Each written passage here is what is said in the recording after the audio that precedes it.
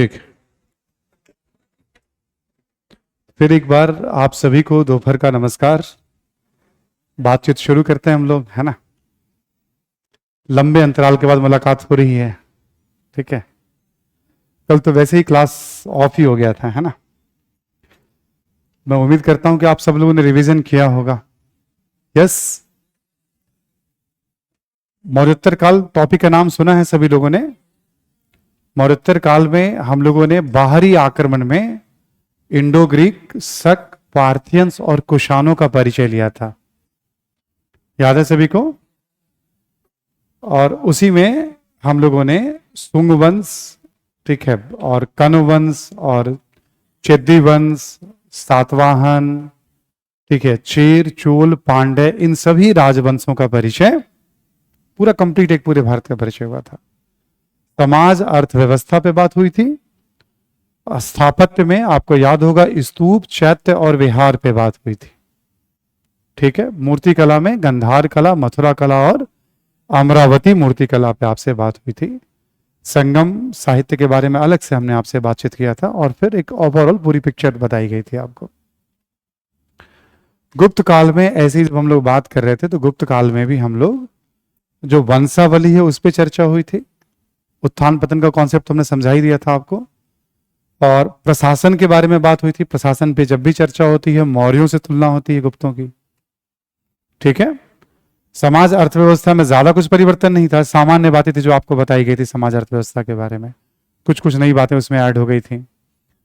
और संस्कृति के बारे में बहुत सारी बातें, जैसे साहित्य के बारे में बताया गया था आपको। धार्मिक साहित्य है, नाटक साहित्य है, काव्य साहित्य है, वैज्ञानिक साहित्य है। बहुत सारी साहित्यिक उपलब्धियों के बारे में बताया गया था आपको। स्थापत्य में स्तूप विहार का केवल रेफरेंस आया था। मंदिर स्थापत्य के बारे में हमने सारे महत्वपूर्ण बिंदु पे बात किए थे। यहीं पर रुक करके हमने अजंता कला और अजंता चित्रकला दोनों का कॉन्सेप्ट आपको समझाया था। बाघ चित्रकला पे भी आपसे बात हुई थी। मध्य प्रदेश में जो बाघ की गुफाएं हैं उसके ऊपर भी आपसे बातचीत की गई थी। धर्म पे भी चर्चा हुई थी और मूर्ति कला पे भी आपसे बात हुई थी। गुप्त काल को स्वर्ण युग क्यों कहते हैं, स्वर्ण युग का कॉन्सेप्ट समझाया था आपको जाते जाते, ठीक। गुप्तों के बाद आप सभी को ध्यान होगा छोटे छोटे राज्यों में फिर एक बार भारत बट गया था। उत्तर भारत की बात करें हम लोग, अलग अलग राजवंशों के बारे में। मगध में उत्तरवर्ती गुप्त वंश है, मालवा में यशोवर्मन है, ठीक है, और कन्नौज में मौखरी वंश था, हरियाणा में वर्धन वंश था, वल्लभी में मैत्रक वंश था, मालवा में यशोवर्मन था। ऐसे करके हमने अलग अलग वंशों का एक परिचय उत्तर भारत में दिया था। परिस्थितियां ऐसी बनती हैं फिर एक बार हरियाणा और कन्नौज ये मिल जाते हैं और हर्षवर्धन के नेतृत्व में उत्तर भारत में एक बड़े साम्राज्य की स्थापना होती है। 606 से 647 ईस्वी में हमने हर्षवर्धन की आपसे बात की थी। हर्षवर्धन से संबंधित वेनसांग हो या बाणभट्ट हो या कन्नौज हो या प्रयाग सम्मेलन हो, ये सारी जानकारी आपको वहां पे जो जो काम की बातें थी, ज्यादातर जानकारी कल्चर से रिलेटेड ही थी। हर्षवर्धन के बाद किसका शासन है फिर चीजें बहुत क्लियर नहीं है। फिर एक बार यशोवर्मन के शासन का उल्लेख मिलता है, ठीक, 700 से लेकर 740 ईस्वी के बीच में। और इसी में आपको याद होगा वाकपति के गौडवाहो, भवभूति के मालती वाधव, इन सब लेखकों का उल्लेख किया था। यशोवर्मन के बाद हमने कहा था कन्नौज पर आयुध वंश, और आयुध वंश के काल में ही पाल, प्रतिहार और राष्ट्रकूट के बीच कन्नौज को लेकर त्रिपक्षीय संघर्ष होता है। इसी चर्चा के क्रम में फिर हमने आपसे प्रतिहारों पे बात की थी। 4-5 बातें बताई थी प्रतिहारों के बारे में। 8वीं सदी से 11वीं सदी के प्रारंभ तक प्रतिहारों के कमजोर पड़ने के बाद इनके जो सामंत थे, जैसे गुजरात में चौलुक्य के बारे में बताया था आपको, है ना। राजस्थान में चौहान की बात की थी आपसे। दिल्ली में तोमर, ग्वालियर में कच्छप घाट, कन्नौज की बात करें या उत्तर प्रदेश की बात करें गहरवाल या राठौर वंश। मैं उम्मीद करता हूं आपने फ्लो में ध्यान रखा होगा। मध्य प्रदेश में बुंदेलखंड में चंदेल वंश, मालवा का परमार, परमारों के और भी ओरिजिन की बात होती है, मालवा का परमार, जबलपुर में छिद्दी का कलचूरी वंश, सभी वंशों की बात आपसे की गई थी, ठीक। कश्मीर में कारकोट, लोहार और उत्पल राजवंश, पंजाब के इलाके में शाही वंश, सिंध में आपने देखा होगा ब्राह्मण वंश का हमने उल्लेख किया था। इसी क्रम में यहां पाल वंश और पाल वंश के बाद सेन वंश, और फिर बाहरी आक्रमण में अरब आक्रमण, महमूद गजनी का आक्रमण और मोहम्मद गौरी का आक्रमण। हमने कहा था लास्ट में बस केवल कॉन्सेप्ट बना रह जाए, आइडिया रह जाए, कुछ कुछ घटनाएं ध्यान में रह जाए आपको। ठीक, फिर महाराष्ट्र, आंध्रा और उत्तरी कर्नाटक वाले इलाके में, महाराष्ट्र, आंध्रा और उत्तरी कर्नाटक में वातापी के चालुक्य। ठीक, फिर राष्ट्रकूट वंश, फिर कल्याणी के परवर्ती चालुक्य, और यहां पे पल्लव और चोलों के बारे में भी दो चार बातें आपको हमने लिखवा दी थी। ये एक तरह से पूर्व मध्यकाल का राजनीतिक परिचय आपका हो गया था। यहीं पर हमने मंदिर स्थापत्य में नागर शैली, बेसर शैली और द्रविड़ शैली के बारे में आपको बताया था। बेसर शैली में कुछ ज्यादा नहीं पढ़ना होता है, अवेयर रहना होता है इंफॉर्मेशन को लेकर के आपको।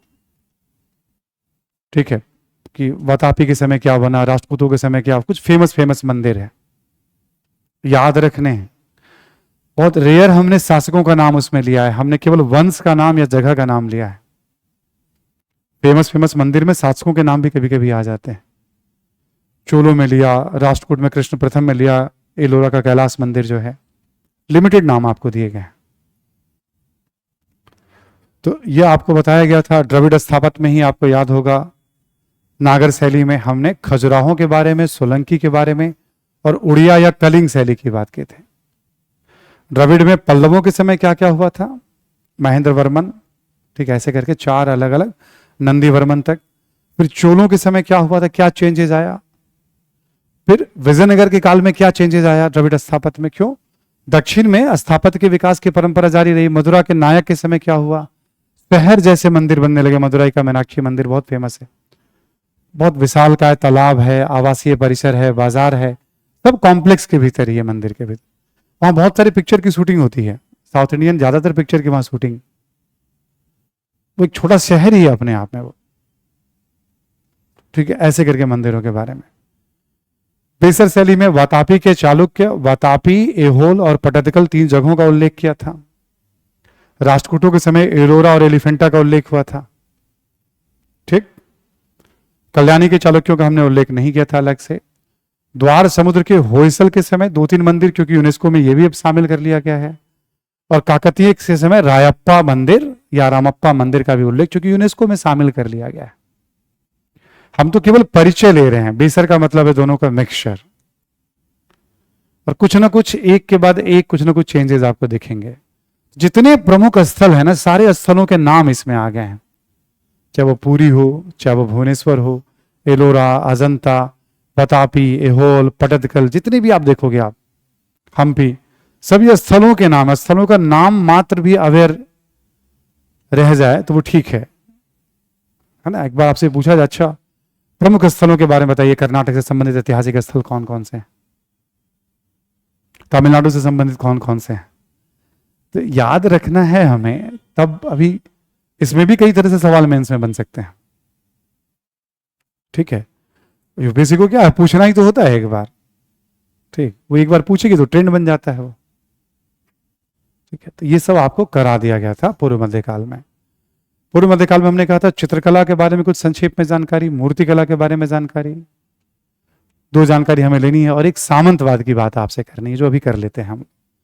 ये सब करने के बाद फिर आपको एक कुछ जनरल स्ट्रक्चर वगैरह समझाता हूं मैं आपको 1200 ईस्वी तक का, क्योंकि सवाल पूछे जाते हैं एग्जाम के अंदर, है ना। आइए लिखें आप, पूर्व मध्यकाल में चित्रकला।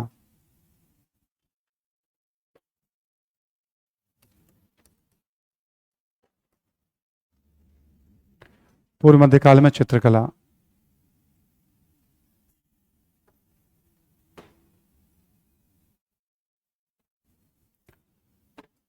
पाल चित्रकला, अब पाल राजवंश की बात होगी।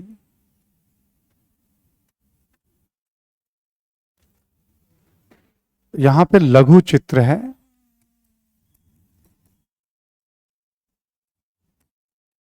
पांडुलिपि चित्रण है।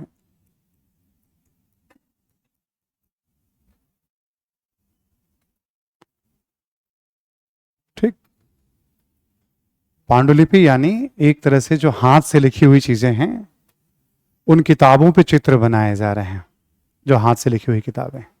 ठीक। विषय क्या है पालों के समय? बहुत ऑब्वियस है, बुद्ध है, बोधिसत्व है और तांत्रिक संप्रदाय से संबंधित। जैसे एक देवी तारा है,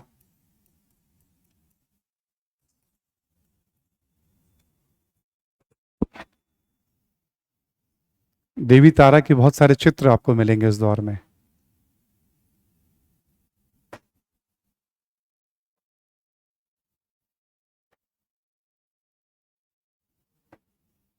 ठीक है। अब आपको याद होगा लघु चित्र, जैसे तार पत्रों पे चित्र बन रहे हैं। ठीक। भोजपत्र पे, तार पत्र पे चित्र बन रहे हैं। अब उसको कहते हैं पांडुलिपि चित्रण भी, हम ग्रंथ चित्रण भी, पांडुलिपि चित्रण भी, ऐसे करके हम किताबों में अलग अलग नाम मिलेंगे आपको। सब्जेक्ट क्या है? बुद्ध, बोधिसत्व, तांत्रिक संप्रदाय से संबंधित। ठीक। ऐसे ही लिखें आप सोलंकी चित्रकला,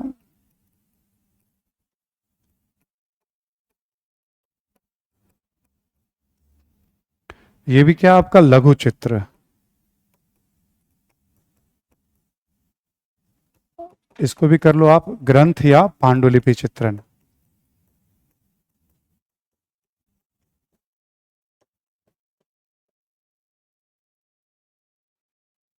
ग्रंथ या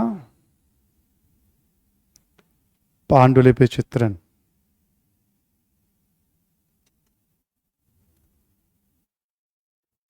यहां पे जो विषय हैं वो है जैन धर्म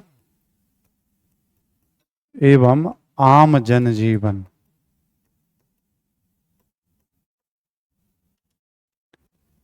जैन धर्म एवं आम जनजीवन से संबंधित।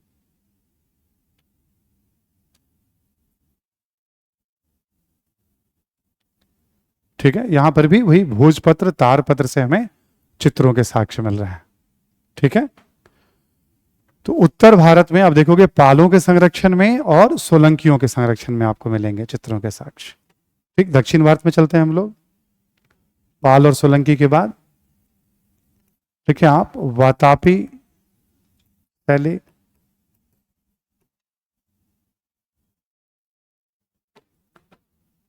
यह है गुफा चित्र है,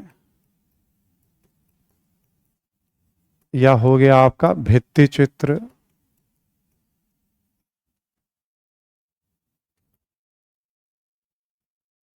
ठीक है। गुफा चित्र या भित्ति चित्र। वातापी की गुफाओं के दीवारों पे चित्र बनाए गए हैं, तो गुफा चित्र का एग्जाम्पल हो गया आपका, या भित्ति चित्र का एग्जाम्पल हो गया। विषय लिख लें आप,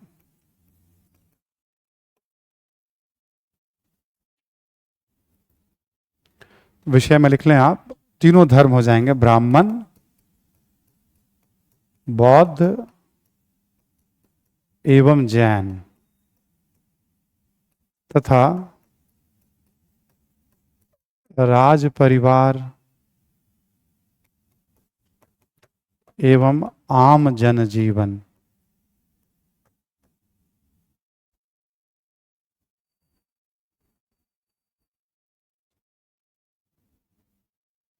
राज परिवार एवं आम जनजीवन। कुछ प्रमुख उदाहरण, कहीं कहीं पे मैं उदाहरण ले रहा हूं तो उसका रीजन है कि वो कुछ कुछ सरकारी किताबों में चर्चा में है। वो सरकारी किताबें भी चित्रकला पे आती हैं भारत सरकार की, है ना, उसमें खूब चर्चा में है, उसको हाईलाइट किया गया। इसमें एक प्रमुख उदाहरण है वातापी चित्रकला में इंद्र की सभा।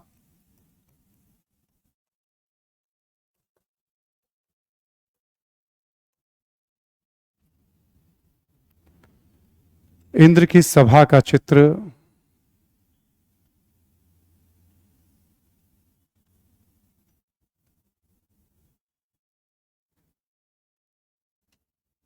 ठीक है। हम एक बार फिर याद दिला दें अपने ऑनलाइन बच्चों को भी एक बार, जो लोग जुड़े हुए हैं, हम लोग पूर्व मध्यकाल में जहां थे वो सब तो हमने किया ही था। पूर्व मध्यकाल में बचे हुए टॉपिक पे बात कर रहे हैं और बचा हुआ टॉपिक है चित्रकला। चित्रकला से संबंधित हमें पर्याप्त साक्ष्य मिल रहे हैं। तो हम एग्जाम्पल ले रहे हैं, जैसे वातापी शैली नाम दिया गया है। अब आपको परिचय है कि वातापी कर्नाटक में है, वातापी के चालुक्य थे, वातापी से मंदिरों के साक्ष्य मिले हैं। एक छोटा सा वातापी का परिचय है आपके पास, वो याद रखना है आपको। क्लास नोट्स में आपके पास ये ऑप्शन है कि क्या छोड़ना है। क्लास नोट्स का मतलब है कि आपको याद रखना है, ठीक है। ऐसे ही लिखें आप एलोरा शैली के बारे में या राष्ट्रकूट शैली के बारे में। वातापी शैली के बाद लिखेंगे आप एलोरा शैली या राष्ट्रकूट शैली भी, है ना।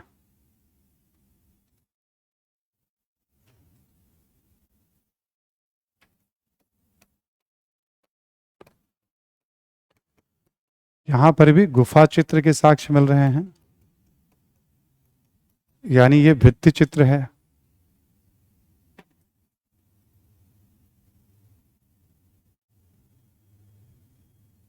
ठीक है। विषय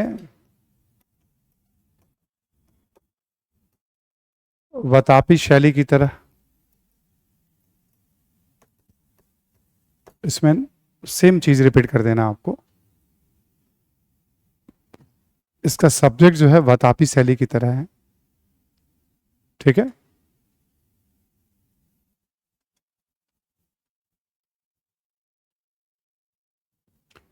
कुछ प्रमुख उदाहरण में लिख लें आप। एक जैसे शिव के नटराज का चित्र है,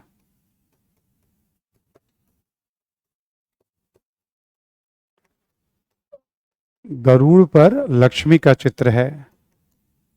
ये सब प्रमुख उदाहरण हैं एलोरा के चित्रों में। नटराज, नटराज शिव का एक नृत्य रूप है।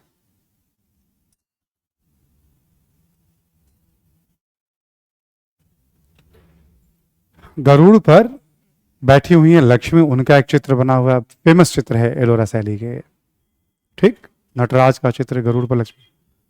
और एक लिखा रहता है किताबों में, घुमड़ते बादल,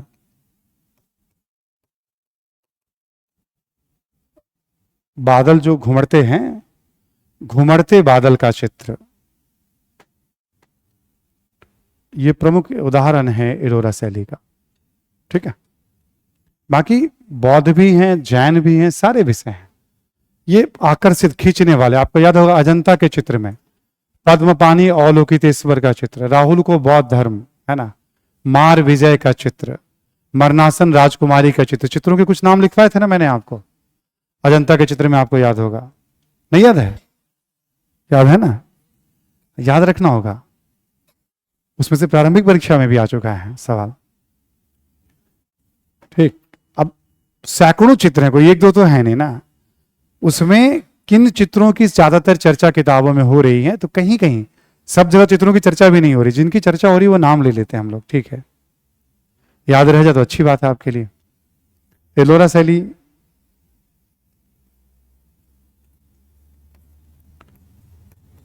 लिखें आप, कांची के मंदिरों से भित्ति चित्र के साक्ष्य, कांची के मंदिरों से भित्ति चित्र के साक्ष्य, पल्लव कालीन चित्र हैं ये,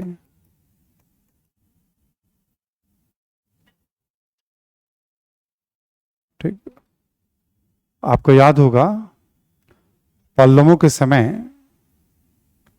ठीक है, पल्लवों के समय तमिलनाडु का कौन कौन स्थल चर्चा में आया था? पल्लवरम, कांची, महाबलीपुरम, याद है ना? ये तीन जगहों पे ही हमने सारे मंदिरों का उल्लेख किया था, पल्लवरम, कांची और महाबलीपुरम, ठीक। तीन जगहों पे हमने बहुत सारे मंदिरों का उल्लेख किया था। तो कांची के मंदिरों से भी भित्ति चित्र के साक्ष्य हैं, पल्लव कालीन, उतने महत्वपूर्ण नहीं है, लेकिन रेफरेंस बस आपको दे रहा हूं कि नहीं, पल्लवों के समय में भी भित्ति चित्र बन रहे थे। यहां लिख लें आप, धार्मिक विषय हैं,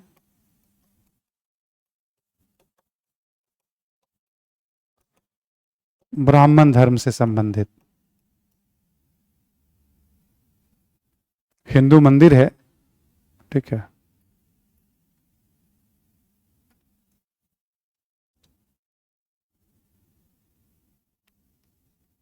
ठीक है, हिंदू मंदिर है तो आपको इस तरह के चित्र वहां मिलेंगे, लेकिन यहां समस्या क्या है, चित्र इतने पुराने हैं कि उन्हें पहचानना मुश्किल हो जाता है, कुछ कुछ चीजों से पकड़ में आता है, वो एकदम नष्ट प्राय हो गए हैं चित्र, लगभग नष्ट होने की अवस्था में, बट चित्र हैं दीवारों पर। ठीक, इसलिए यहां बताना मुश्किल होता है पल्लव शैली में, कांची शैली में, है ना। इसके बाद अगला जो है, पल्लवों के बाद आप देखेंगे तंजौर, चोलों के समय तंजौर शैली।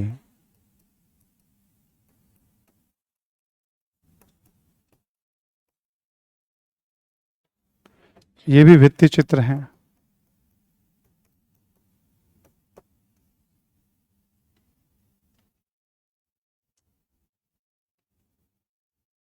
ठीक,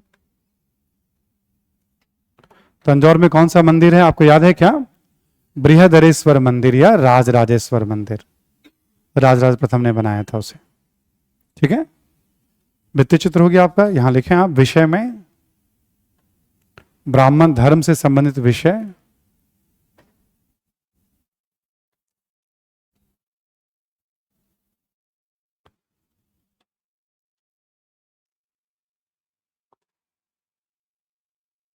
ठीक है, ब्राह्मण धर्म से संबंधित विषय लिखें आप, जैसे रामायण, महाभारत एवं पुराणों से संबंधित विषय, रामायण, महाभारत एवं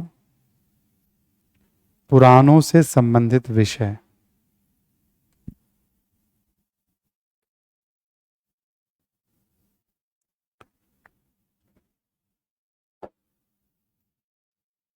ठीक है, पुराणों से संबंधित विषय हैं। इसी में कॉमा देकर लिखें आप कि राज परिवार के सदस्यों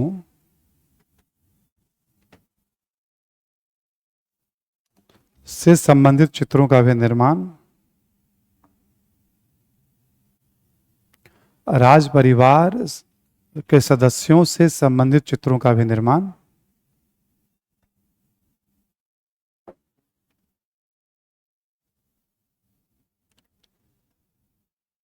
ठीक है। मूर्तियां भी बनती थी राज परिवार के लोगों के वहां पे मंदिरों में, चित्र भी बनते थे। ये होता है कि देवी देवताओं के साथ राज परिवार के सदस्यों के चित्र का मतलब ये माना जाता है कि एक तरह से राजा में या उसके परिवार में देवताओं के अंश या देवत्व को स्वीकार करना, राजा का ओहदा जैसे ईश्वर जैसा होता है। बहुत सारे समाज में ऐसा देखा गया है, भारतीय समाज में भी कभी कभी देखा गया है। ठीक है, इस तरह से इसको देखा जाता है तंजौर शैली में। प्रमुख चित्र में लिख लें आप, प्रमुख उदाहरण, यहां पर भी नटराज का चित्र है, शिव का बहुत सारा मिलेगा आपको।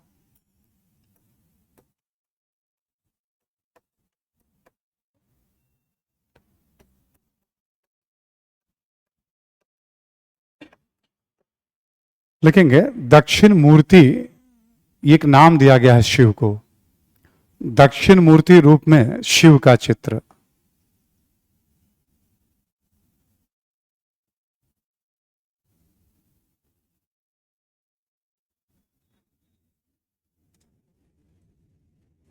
ठीक है, दक्षिण मूर्ति मतलब शिव को शिक्षक के रूप में प्रोजेक्ट किया जाता है इसमें। ठीक है, एक राक्षस है, त्रिपुरांतक शिव का चित्र, त्रिपुरांतक शिव का चित्र। ये सब प्रमुख चित्र हैं तंजौर के मंदिरों के। ठीक है, याद जो रहा तो ठीक है, नहीं रहा तो ये तो बताइए था। चोल शासक जो थे बड़े उत्साही शैव समर्थक थे, शैव धर्म के बड़े उत्साही समर्थक थे, खूब बड़ी संख्या में मंदिरों का, चित्रों में सर्वाधिक शिव को ही महत्व वहां पे पुराणों से और सब महाभारत वगैरह से भी शिव के विषयों को लिया गया है। ठीक है, ये होगा आपका तंजौर शैली। ठीक है, सभी को लिखना है, कोई सुनेगा नहीं, ठीक। सभी लोगों को लिखना है, ये है ना, ये प्रारंभिक परीक्षा में, मुख्य परीक्षा में जरूरत पड़ेगी, मुख्य परीक्षा में ज्यादा चांसेस हैं इसके उपयोग के। इसी बार चोल काल में पूछा, पल्लव काल का दो दो सवाल पूछा इस बार। पल्लव कला में क्षेत्र में पल्लवों का योगदान, अब कला का मतलब आपको पता है ना, स्थापत्य कला, चित्रकला, मूर्ति कला, संगीत, नृत्य, सब में कुछ ना कुछ बात तो कहेंगे आप। एक बार पालों का योगदान पूछ लिया है बौद्ध धर्म के संरक्षण के तौर पे। चोलों के बारे में 2 बार पूछ चुका है मेंस में, सीधे सवाल है, कोई सवाल बहुत आड़े तिरछे नहीं है, बुद्धि लगानी है, बस पता होना चाहिए कि मैं लिखना क्या है इसमें। इस बार जो सवाल पूछा गया उसका डिस्कशन भी अपने केजीएस वाले उसमें है, आप देखिएगा यूट्यूब पे, तो उत्तर भी उसका बता रखा हम लोगों ने कैसे आपको करना है। ऐसे जितने भी आंसर है ना पिछले करीब मुझे लगता है 7 सालों के, तो आपको यूट्यूब पे मेरे डिस्कस कराए हुए मिल जाएंगे यूपीएससी में जो पूछे गए।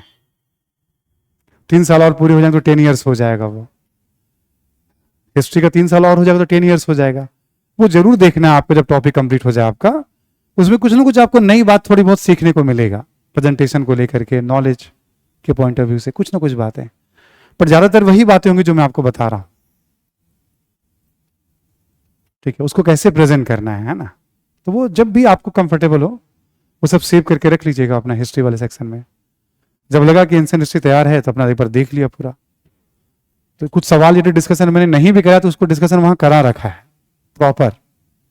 वहां डिस्कशन का मतलब क्या होता है, सबके लिए होता है, उसी हिसाब से उत्तर का फ्रेम करा देते हैं उसमें हम, तो आपको एक पूरा उत्तर वहां मिल जाएगा आपको पूछे गए सवालों में, है ना। तो वो 7 साल या 6 साल के, 6-7 साल के मेरे ख्याल में हो जाएंगे, ठीक है। इसके बाद नोट करके लिखें आप कि तमिलनाडु में स्थित नावसल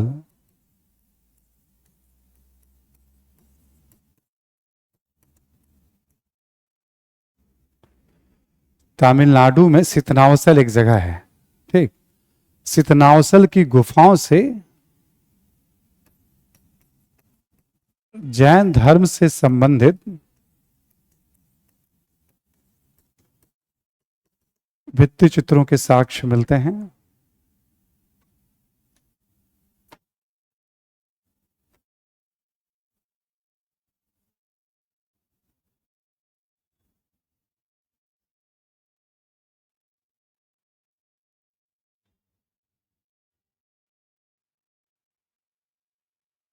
ठीक है, भित्ति चित्रों के साक्ष्य मिलते हैं। थोड़ी काल को लेकर समस्या है, किस काल का है। ऐसा माना जाता है कि चोलों के बाद पांड्यों का शासन हुआ था, पांड्यों के काल का हो सकता है 13वीं सदी का, ठीक, ऐसा माना जाता है, या 14वीं सदी का।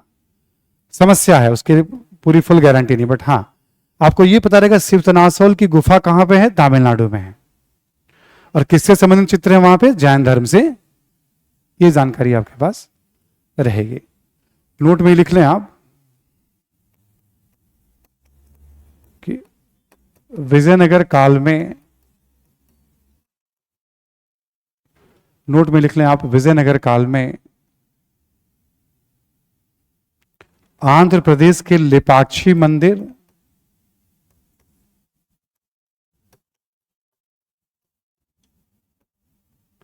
आंध्र प्रदेश के लेपाक्षी मंदिर और कर्नाटक के विरूपाक्ष मंदिर,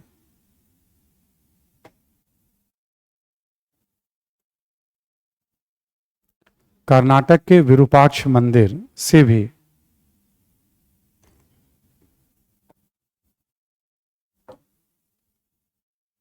भित्ति चित्रों के साक्ष्य मिलते हैं।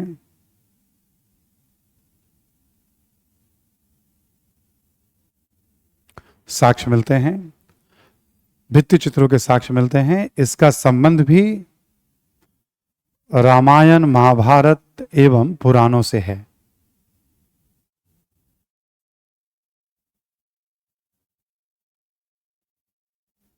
ठीक है, इसका संबंध भी रामायण, महाभारत एवं पुराणों से है। ठीक है, रामायण से संबंधित चित्र हैं, महाभारत से संबंधित हैं, पुराणों से संबंधित चित्र हैं जो उसमें कथाएं वगैरह हैं, है ना। धार्मिक है, मंदिर है तो वहां से साक्ष्य मिलते हैं आपके। ठीक है, लेपाक्षी मंदिर है, विरूपाक्ष मंदिर है विजयनगर काल। ये हो गया चित्रों से संबंधित जानकारी। अब देखो, वैसे तो 1200 ईस्वी के बाद तक अभी हमने बताया, अब थोड़ा भी रुक करके मैं आपको एक स्ट्रक्चर से बता रहा हूं ध्यान देने के लिए। जैसे प्राचीन भारत में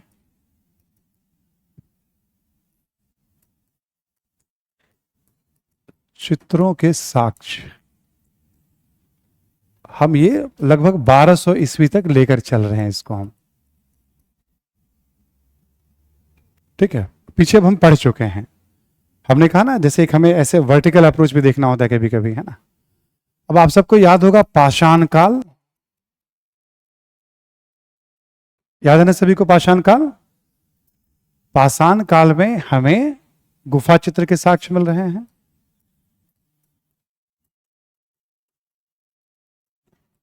इसके बारे में हम ऑलरेडी पढ़ चुके हैं। ठीक, हड़प्पा काल में बर्तनों पर चित्र के साक्ष्य मिल रहे हैं, ये भी हम पढ़ चुके हैं। ठीक है,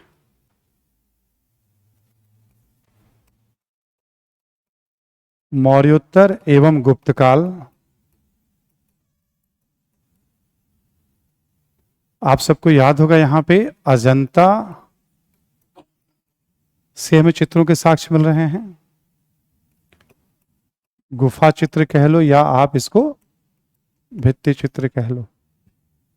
ठीक, गुप्त काल में आपको याद होगा बाघ की गुफाएं से, है ना, गुफा चित्र कह लो आप या भित्ति चित्र कह लो। अब देखो, केवल गिनती कर रहे हैं किस किस काल में हमने पढ़ा। समझ में आ रही है बात सभी को ना। यहां तक हमने देखा, अभी हमने क्या देखा, पूर्व मध्यकाल।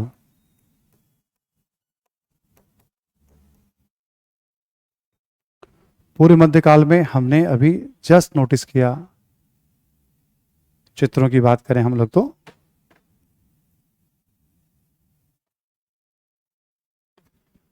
पाल लघु चित्र, ठीक, सोलंकी लघु चित्र। ठीक है, एग्जाम्पल लिया हमने।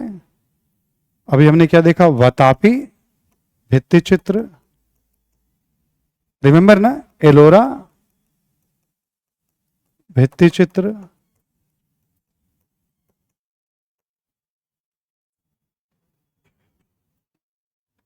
ध्यान आ रहा है सभी को।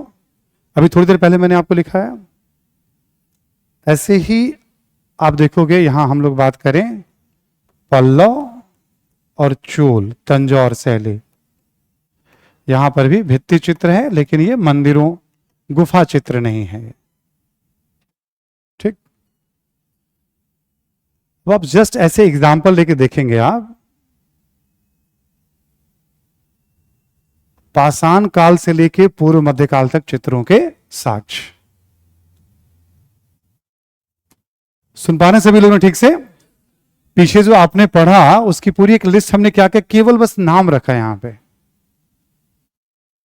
ठीक, अभी क्या होता है, यूपीएससी को जो मस्ती करना होता है तो क्या करेगा आपसे, वो कह देगा कि प्राचीन काल में गुफा चित्र के विकास के बारे में या गुफा चित्र पर संक्षेप में टिप्पणी करें, केवल गुफा चित्र कर दिया। अभी क्या आपका कंप्यूटर तेजी से दौड़ना चाहिए, कहां कहां हमने केव पेंटिंग के बारे में पढ़ा। अब मैं बोलता जा रहा हूं, बस केवल आपको सुनना है। ठीक, जो पीछे छुट्टियां हुई हैं उसको आप पीछे भूल जाइएगा, फिर एक बार ताकत लगाने का वक्त आ गया है ना। अब आपका काम है इसको रिलेट करना, तब जबकि मैं बार बार कहता हूं, मैं मिनिमम बताता हूं आपको। गुफा चित्र पूछा, अब आप देखो गुफा चित्र कहां कहां पे है। तंजौर का मंदिर गुफा चित्र। आपसे कह देगा प्राचीन काल में लघु चित्रों को उतना महत्व नहीं दिया गया जितना भित्ति चित्रों को। प्राचीन काल में भित्ति चित्र के विकास के विभिन्न चरणों को बताएं।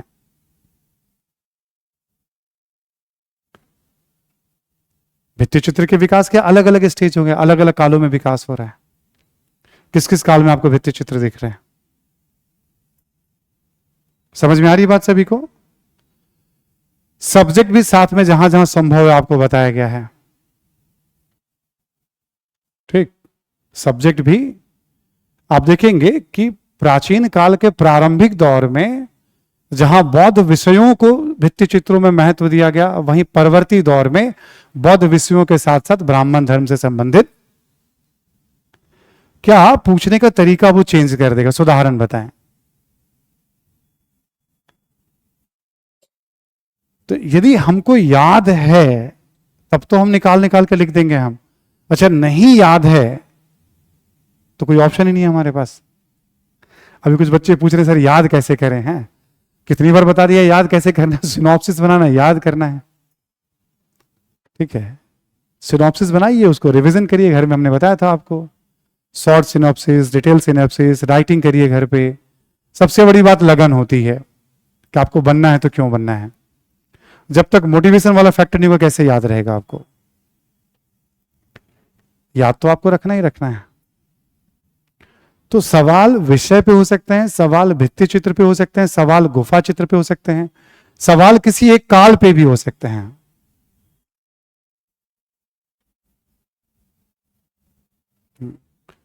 कि पूर्व मध्य काल में जो चित्रकला है, पूर्व मध्य काल में भित्ति चित्र के साथ साथ हमें लघु चित्रों के भी साक्ष्य उदाहरण बताएं। तो जो अभी हमने पूर्व मध्य काल बताया उसको बता दीजिए, कौन कौन से उसमें भित्ति चित्र हैं, कौन कौन से लघु चित्र, उदाहरण बता दीजिए आप उसको। चित्रों की जब भी बात होगी तो एक्सक्लूसिव सवाल या तो पाषाण काल में होगा या अजंता पे होगा। उन दोनों में ऐसा है नेचर, इतने टॉपिक उसमें सब्जेक्ट हैं कि आपसे अलग से पूछे, उसी हिसाब से हमने क्लास नोट्स में भी आपको लिखाया है। तैयार है ना आप सब इस तरह के स्ट्रक्चर को समझने के लिए? रेडी हैं सभी लोग? रिकॉर्डेड क्लास होगा आपके पास, इसलिए कल वाली क्लास तो हो नहीं पाई थी, बट हमने रिवीजन के लिए इसलिए फोर्स किया था कि आप सब रिवीजन करिए एक बार, कि जब हम पढ़ेंगे और उसको कनेक्ट करेंगे देखो कहां कहां है, केवल ठीक से पकड़ना है हमें। ठीक, चलिए आपके पास तो वैसे भी रहेगा, आप खुद से लिखिएगा। ये नहीं कि मतलब इसको देखा और कॉपी, खुद से अच्छा इस समय क्या पढ़ा, इस समय क्या पढ़ा, केवल एक लाइन पता हो भित्ति है या लघु और सब्जेक्ट क्या है। तो ऐसे ना पढ़ते पढ़ते चीजें थोड़ी डिफिकल्ट वाले लेवल पे भी चली जाती हैं। डिफिकल्ट इस सेंस में हमें याद रखना पड़ता है। ठीक,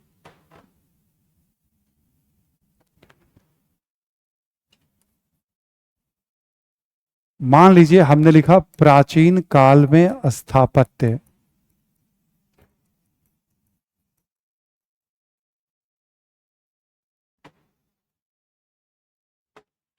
नगर नियोजन, स्थापत्य की बात करें हम लोग स्तूप,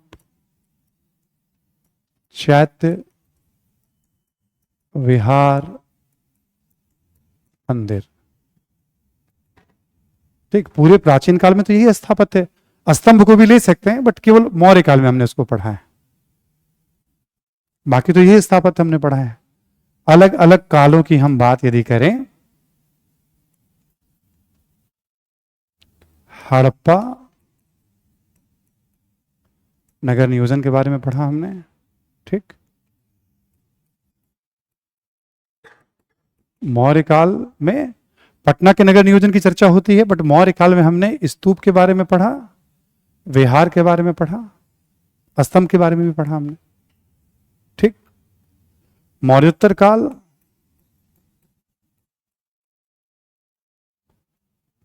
स्तूप, चैत्य और विहार के बारे में पढ़ा। मंदिरों के साक्ष्य मिलने लगते हैं बट इतने विजिबल नहीं है कि आप उसको बताएं पाए उसकी क्या क्या विशेषता है।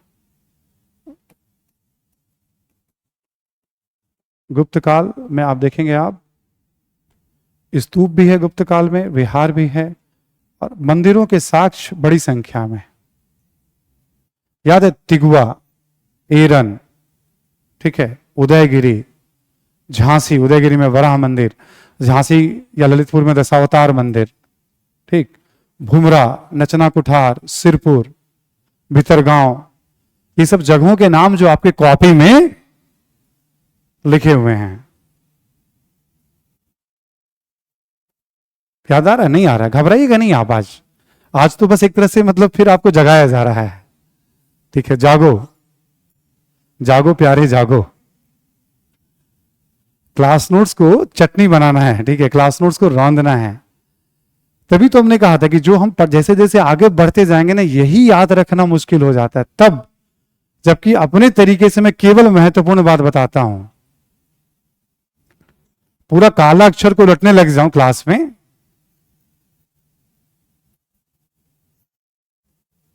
अभी तो मेडिवल स्टार्ट हो गया पूर्व मध्यकाल, ठीक है, कोई इशू नहीं। चलिए पूर्व मध्यकाल की बात करें हम लोग।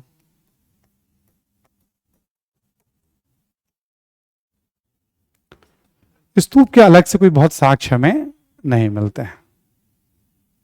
स्तूप के हमें साक्ष्य, चैत्यों के भी कुछ खास साक्ष्य नहीं मिलते। हाँ, विहार के साक्ष्य तो मिल रहे हैं पूर्व मध्यकाल में भी, मंदिरों के साक्ष्य भी बहुत आयात में हमें मिल रहे हैं। ठीक, अब मंदिरों के साक्ष्य कब कब कैसे कैसे मिलने शुरू हुए हैं? गुप्तों के समय, पल्लवों के समय, ठीक है, वातापी के चालुक्यों के समय, राष्ट्रकूतों के समय, चोलों के समय। ये वाली गिनती ना, मतलब ये जो आपका सिस्टम होगा ना, ये बड़ा मजबूत रखना पड़ेगा आपको। किसी काल में सवाल पूछते पूछते अचानक से वो पता चला स्तूप स्थापत्य पे पूछ लिया, मंदिर स्थापत्य पे पूछ लिया आपसे, तो आपको बस एक बार बताना है कि कॉपी पे आप अपना चीजों को पकड़ बनाए रखिए, सुलझाए रखिए उसको, कब क्या कहां पढ़ रहे हैं, ताकि आप उसको आसानी से कनेक्ट। सपोज दैट, मान लो आपसे कह दे प्राचीन काल में गुफा कला, कला जैसे हमने बोला इसका मतलब क्या हो गया? याद है सभी को? स्थापत्य, चित्रकला, मूर्तिकला, अन्य, ठीक। अब देखोगे गुफा, अब स्थापत्य की बात करें हम लोग, यहां पे क्या क्या बन रहा है? गुफाओं काट करके विहार बनाए गए हैं, स्तूप या चैत्य बनाए गए हैं, गुफाओं को काट करके चैत्य ही बनाए गए हैं। आप देखोगे मंदिर बनाए गए हैं। आपसे पूछ देगा गुफा स्थापत्य, कड मड हो जाएगा एकदम, पता है आपको, लगे कहां फंस गए हैं, ठीक। फिर आपको लगे निर्णय मेरा सही था कि नहीं पढ़ने का, ठीक है ना, कि आईएएस का तैयारी का निर्णय ठीक है या नहीं ठीक है हमारा, ये भी आपके मन में आएंगे, है ना। आने दीजिए, मन में आ रहे हैं तो। डर नहीं होगा तो फिर कैसे आगे बढ़ेंगे आप? डर तो होना ही चाहिए। सारी बात याद रखने की है। देखो ये क्लास होता है इंटीग्रेटेड ना, हम लोग पूरी हिस्ट्री को साथ लेके चल रहे हैं, बट आपसे अलग से सवाल पूछ सकता है गुफा चित्रकला पे, गुफा स्थापत्य पे, पूछे गए हैं, तब मैं आपको बता रहा हूं। कुछ इस तरह के सवाल पूछे जा चुके हैं, कुछ भविष्य में पूछे जाएंगे। हम जो जानते हैं उसके हर एक पार्ट पार्ट को ध्यान रखें, हमने क्या क्या पढ़ा है। एग्जामिनर का काम यही है, या तो किसी काल में आपसे पूछेगा, या किसी एक को पकड़ के पूछ लेगा आपसे, या फिर विषय को पकड़ के पूछ, इतना ही काम होता है एग्जामिनर का। तीन ही तरीके से सवाल है। जैसे आपके लिए होता है सवाल, हम बैठ के देखते हैं कितने टाइप से सवाल पूछे गए हैं, इतने टाइप से पूछे गए हैं, ठीक। अब उसमें कुछ कहीं शब्दों का माया जाल है, कहीं कहीं पे शब्दों की गुत्थी सुलझेगी तब आपको लगेगा इसका उत्तर क्या होगा, बट वो सब अपवाद हैं। मेनली तो इसी तरह के सवाल पूछे जा रहे हैं, ठीक है। तो स्थापत्य कला हो, चित्रकला हो, या मूर्ति कला हो, या गुफाओं पहाड़ों को काटकर आपसे पूछे, rock cut architecture, rock cut painting, ठीक है, इस तरह के सवाल आपसे पूछे जाएं, तब भी आपको केवल अपनी जानकारी उसको दुरुस्त रखना है। ठीक, कोई भी जानकारी कॉपी की आपसे फिल ना हो।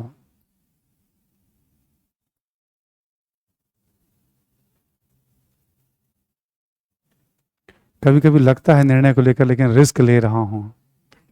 अरे देखो, एक बात जान लो, ज्यादा घबराओ नहीं। हम लोग इस धरती पे कुछ वर्षों के लिए हैं। ठीक, सुन रहे हो ना मेरी बात? हम लोग इस धरती पे कुछ वर्षों के लिए, बहुत अच्छा रहा तो 80-90 साल, 20 साल तो सबके आपके भी निकल गए हैं। हम तो ठीक ठाक, हम दूसरे वाले पार्ट में चल रहे हैं अब तो हम। कभी भी बुलावा आएगा। ठीक है, ट्रांजिट लॉन्च कहते हैं इसको हम अपनी भाषा में। कभी कभी आप जाएंगे ना, आप तो एयरपोर्ट वगैरह पे एक जगह से दूसरी जगह जान, ट्रांजिट लॉन्च में बैठाएंगे आपको, कहीं से आए और कहीं जाएंगे। तो जीवन का तो मजा ही रिस्क लेने में है, नए नए चुनौतियों को फेस करने में है। और सच तो यह है कि आईएएस बनने के बाद जो मिलता है उसकी तुलना में तो कुछ भी मेहनत नहीं है। आईएएस बन जाने के बाद यदि आप अच्छे वाले अधिकारी हैं तो जो सम्मान मिलता है और जो पावर हमारे पास होते हैं उसकी तुलना में तो कुछ भी मेहनत नहीं होता है। अच्छा, डर गए ना, इसका मतलब तो मन में बैठ गया, अच्छा डर के भाग गए थे। ये डर अंतिम समय तक आपका पीछा करेगा, जब भी कोई काम करे डर रहेगा मन में। ये सच्चाई है कि जब तक हम कोई टारगेट नहीं करते, लाइफ में लक्ष्य नहीं होता है, तो जीवन जीने का मजा। कल आप अधिकारी भी जैसे आप बन गए तो एक समय के बाद ठहराव आ जाएगा, अब क्या। यदि आपने उसके बाद लक्ष्य निर्धारित नहीं किया तो बेकार हो गया आपका आईएएस बनना। फिर ये मैं केवल कहने के लिए नहीं कह रहा हूं, मैं अपने मित्रों, अपने जूनियर और स्टूडेंट्स के अनुभव के आधार पर बता रहा हूं आपको। जिसने मान लिया कि आईएएस बनना ही हमारा लक्ष्य था, उसका जीवन मैं भी देखता हूं क्या है। घिसा पिटा लाइफ हो चुका है, जाना होता है ऑफिस, आना होता है, पत्नी है, बच्चे हैं, ये हैं वो हैं। और जिसने आईएएस बनने के बाद भी नया गोल सेट किया कि मुझे और क्या करना है, वो अलग ही तरीके से जीवन जी रहा है। तो लक्ष्य के बिना तो जीवन है ही नहीं। लक्ष्य विहीन जीवन तो समझ लो कि आप गए डेड, जिंदा लाश वाली बात होती है। ठीक है, बीच में भी छुट्टियां आ गई थी, वरना पहले तो सब लगभग सबको याद था ही। एक बार दोबारा जोश में आइए और फिर पूरे क्लास नोट्स को हमने टारगेट तो दिया ही है, फिर मैं एक बार रिपीट कर देता हूं। रविवार को आपका एक ऑब्जेक्टिव टेस्ट होगा, इसी बहाने आप याद करिए। इन सब पैटर्न में आपको सोच बनाए रखनी है। यह बहुत जरूरी पार्ट है एंशिएंट कल्चर का। ठीक है, इस तरह से आपको सोच रखना है। तो पूर्व मध्यकाल में हमने अभी आपको चित्रकला के बारे में बताया, स्थापत्य आपको बता दिया था, दोनों का एक स्ट्रक्चर समझाया पूरे प्राचीन काल का। ठीक, आगे लिखिए आप पूर्व मध्यकाल में लिखिए मूर्ति कला।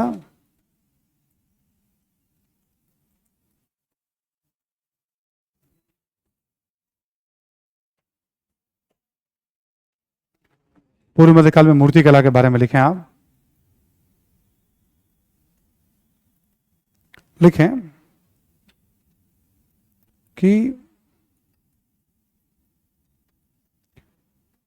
पूर्ववर्ती काल की तरह,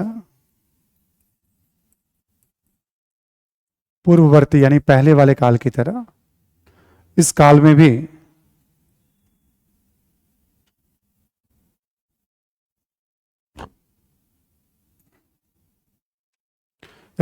भी बौद्ध, जैन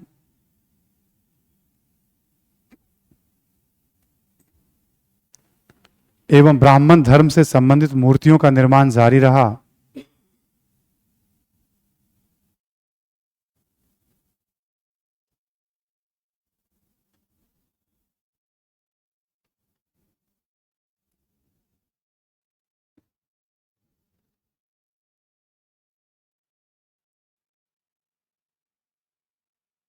ठीक, जैसे पहले बन रहा था वैसे इस दौर में भी मूर्तियां बन रही हैं। अगला पॉइंट लिखें, धार्मिक मूर्तियों का निर्माण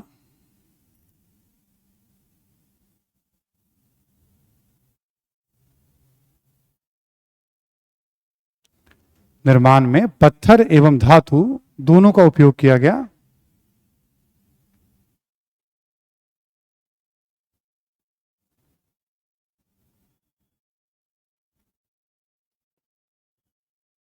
दोनों का उपयोग किया गया।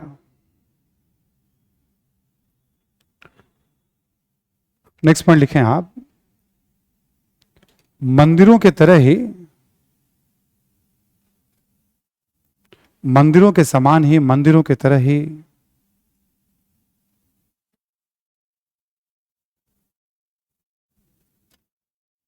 ठीक है, मूर्तियों में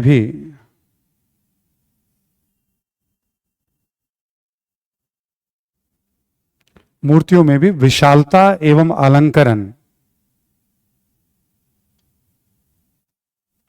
विशालता एवं अलंकरण को महत्व दिया गया।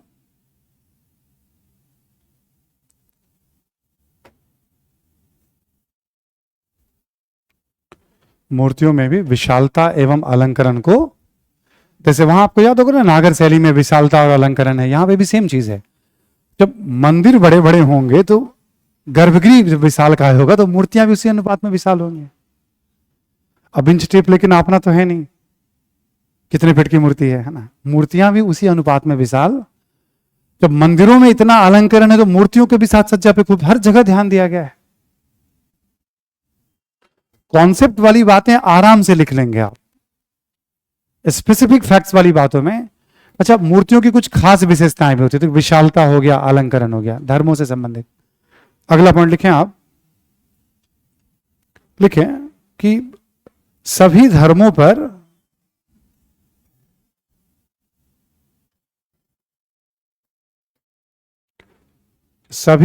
पर तांत्रिक संप्रदाय का प्रभाव भी,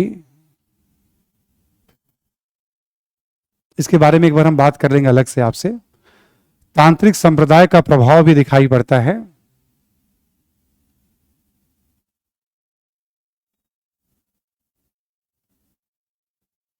और यह प्रभाव मूर्तियों के निर्माण पर भी देख सकते हैं।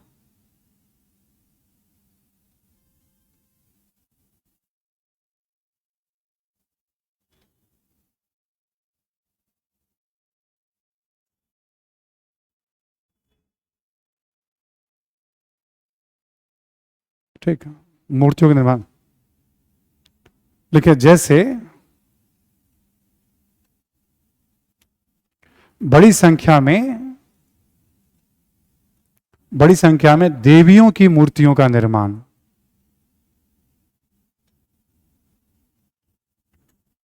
बड़ी संख्या में देवियों की मूर्तियों का निर्माण,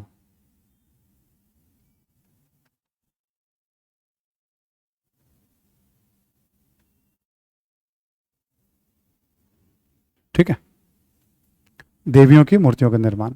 बेसिकली क्या होता है इसमें, शक्ति की उपासना के लिए देवी की उपासना की जाती है, चाहे जैन धर्म हो, चाहे बौद्ध धर्म हो या हिंदू धर्म।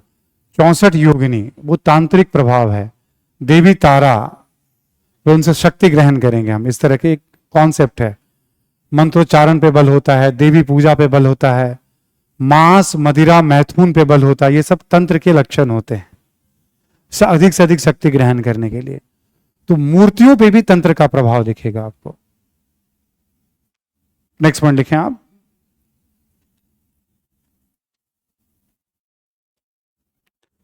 लिखें कि धातु से निर्मित मूर्तियों में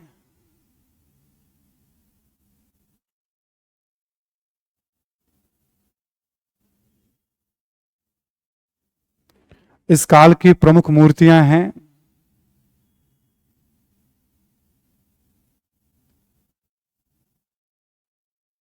इस काल की प्रमुख मूर्तियां हैं दक्षिण भारत में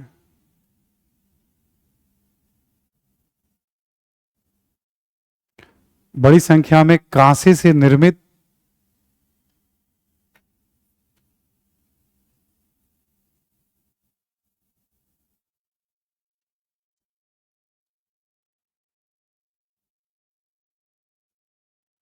ठीक नटराज की मूर्ति का निर्माण,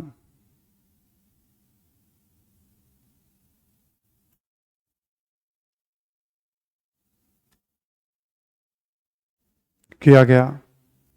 ये बहुत फेमस है नटराज की मूर्ति, आजकल गिफ्ट वगैरह में भी लोग बहुत लेन देन प्रचलन में है। शिव की मूर्ति है ये, ठीक, 4 हाथों के साथ प्राय मिलेंगे आपको। एक में डमरू है, एक हाथ अभय मुद्रा में है, एक हाथ में ज्वाला है और एक फिंगर से नीचे की तरफ पैर की तरफ इशारा कर रहे हैं। बायां पैर उनका फोल्डेड होता है, मुड़ा हुआ होता है ऐसे, इसमें नृत्य की मुद्रा में। पैर के नीचे एक व्यक्ति है, दानव माना जाता है। चारों तरफ ऐसे रिंग बना हुआ है ज्वाला अग्नि का। कभी भी आप गूगल पे देखेंगे आपको दिख जाएगा, बहुत फेमस मूर्ति है। हिंदू धर्म में जितनी देवी मंदिर बने उतनी मूर्तियां बन रही हैं, बट सबसे फेमस क्या है ध्यान खींचने वाला इस दौर में? नटराज की मूर्ति। चोल शासकों के संरक्षण में बड़ी संख्या में नटराज की मूर्ति का निर्माण। धातु की मूर्तियों में आकर्षण क्या है? नटराज की मूर्ति को बनाया गया है। इसी में लिखें, देखिए पाल शासकों के संरक्षण में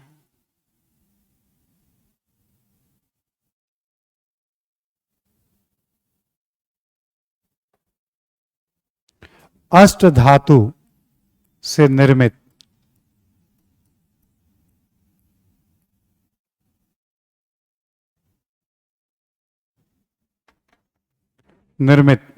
बड़ी संख्या में बौद्ध धर्म से संबंधित मूर्तियों का निर्माण किया गया।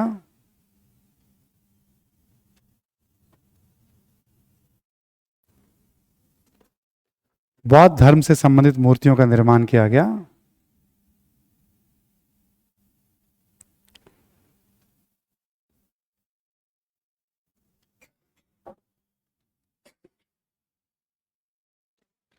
ये एक यूनिक बात है, 8 धातुओं को मिला करके, ये भी तंत्र का प्रभाव है, बुद्ध का, बोधिसत्व का, देवी तारा की मूर्ति, ये सब मिल रहे हैं आपको। इस समय 2 मूर्तिकार हैं, इतने फेमस है कि किताबों में उनका नाम मिलता है पालों के। उनका नाम है धीमन और विठपाल।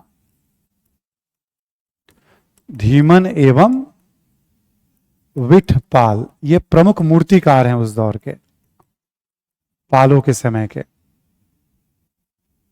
इतने प्रसिद्ध हैं कि किताबों में इनका नाम आपको मिल जाएगा, धीमन एवं विठपाल का। विठ कर लीजिएगा, ट और थ, विठपाल।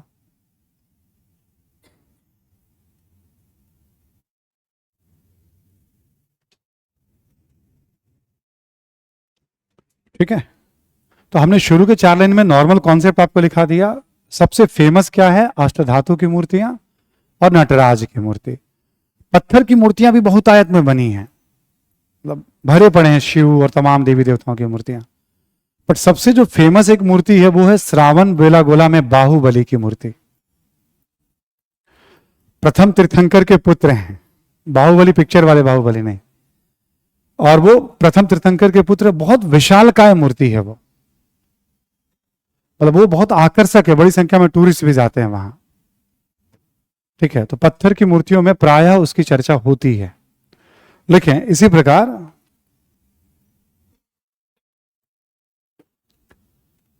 प्रकार पत्थर की मूर्तियों में एक प्रमुख मूर्ति है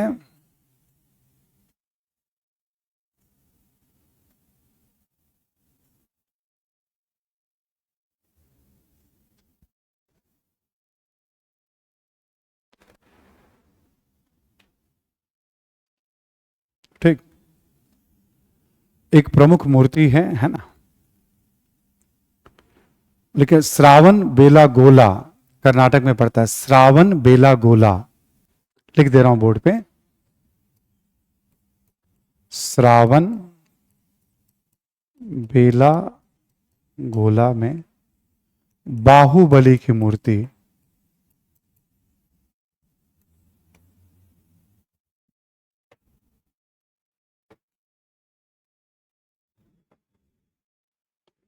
ठीक है, अब लंबाई तो मुझे ध्यान नहीं, बट 100 फीट से ज्यादा ही लंबी मूर्ति होगी ये।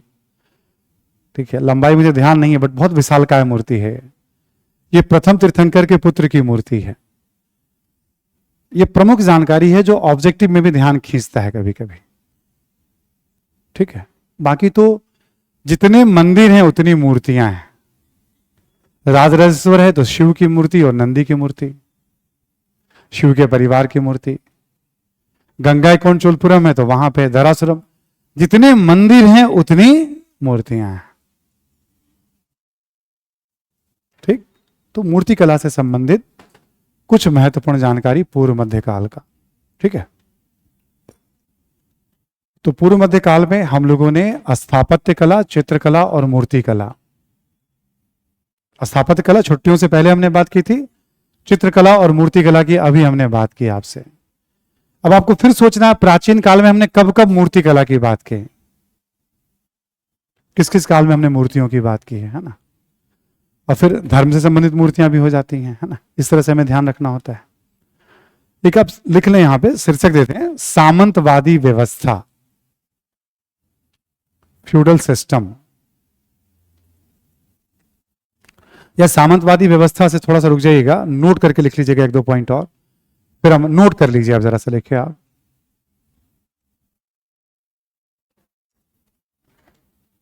लिख लें आप कि इस काल में संगीत एवं नृत्य का विकास भी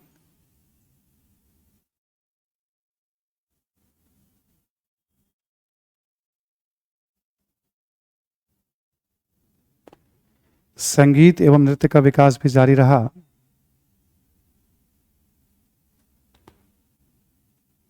उड़ीसा एवं तमिलनाडु के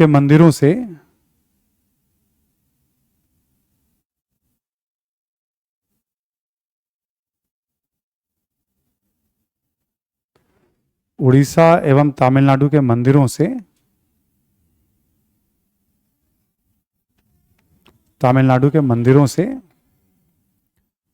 देवदासी प्रथा के साक्ष्य भी मिलते हैं। देवदासी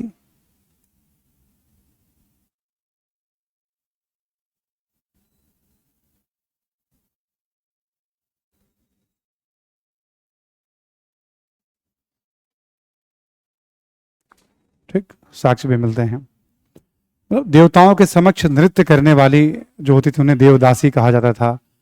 कहा जाता है ओडिसी नृत्य, नाम सुना है ना आपने। 8 क्लासिकल डांस है, केरल के 2 हो गए आपके, कौन कौन है? कथकली और मोहिनी अट्टम। तमिलनाडु के एक है भरतनाट्यम, आंध्रा से एक है कुचिपुड़ी, उड़ीसा से हो गया आपका ओडिसी, एक हो गया मणिपुरी और सत्रिया, 7 ऐसे हो गए, और कथक हो गया आपका यूपी का 8। 8 क्लासिकल डांस हैं। तो कहा जाता है भरतनाट्यम और ओडिसी के विकास में देवदासी परंपरा की महत्वपूर्ण भूमिका रही है। इसी में एक पॉइंट और ऐसे लिख लें आप कि सुदूर दक्षिण में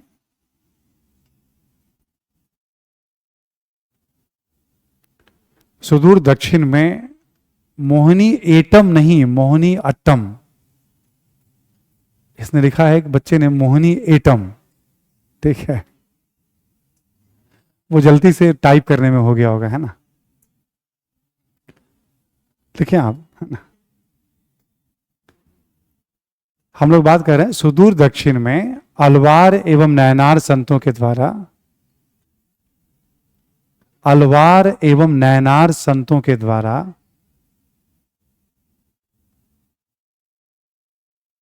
इनके बारे में परिचय ठीक से कराऊंगा अभी थोड़ा आगे चल के। अलवार एवं नयनार संतों के द्वारा तमिल भाषा में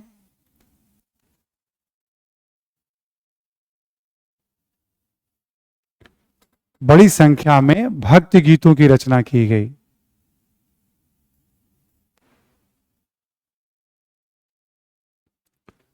भक्ति गीतों की रचना की गई, भक्ति संगीत,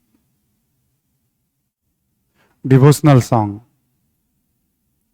ठीक, अलवार नयनार के बारे में अभी ज्यादा बात कुछ नहीं कर रहे हैं, हम अलग से बात करेंगे। अलवार हैं वैष्णव, नयनार हैं शैव। जब मैं भक्ति मूवमेंट आपको बताऊंगा तब इनके बारे में अच्छा परिचय दूंगा, मैं लिखवाऊंगा आपको।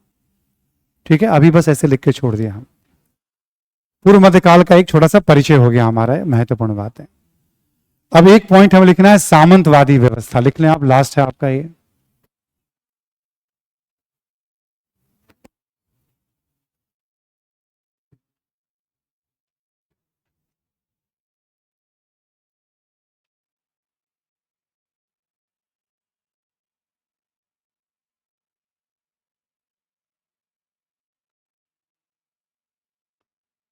ये क्या है, क्यों इसका विकास हुआ और इसका प्रभाव क्या था।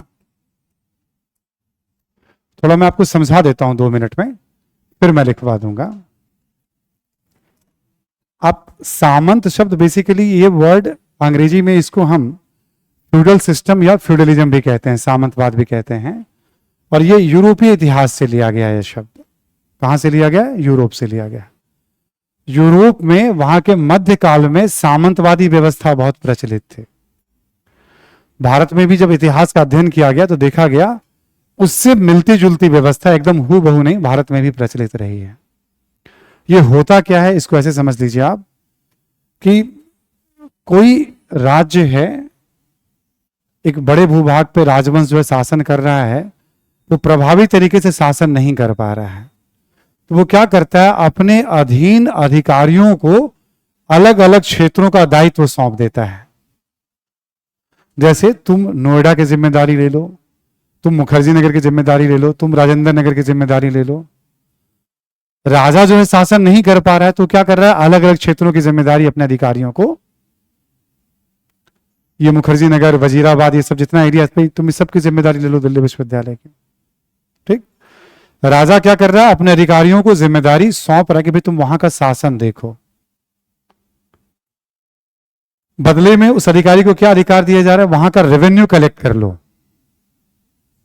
ठीक, उससे तुम अपना वेतन निकाल लो।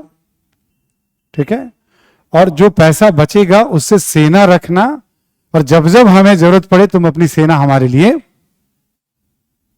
भेजा करना।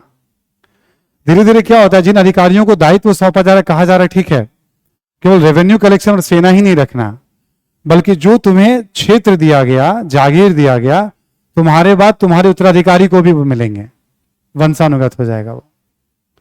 यानी यदि मैं यहां का सामंत हूं तो मेरे बाद मेरा बेटा या उसके बाद उसका बेटा, ऐसे करके सामंती परंपरा वंशानुगत हो जाएगा।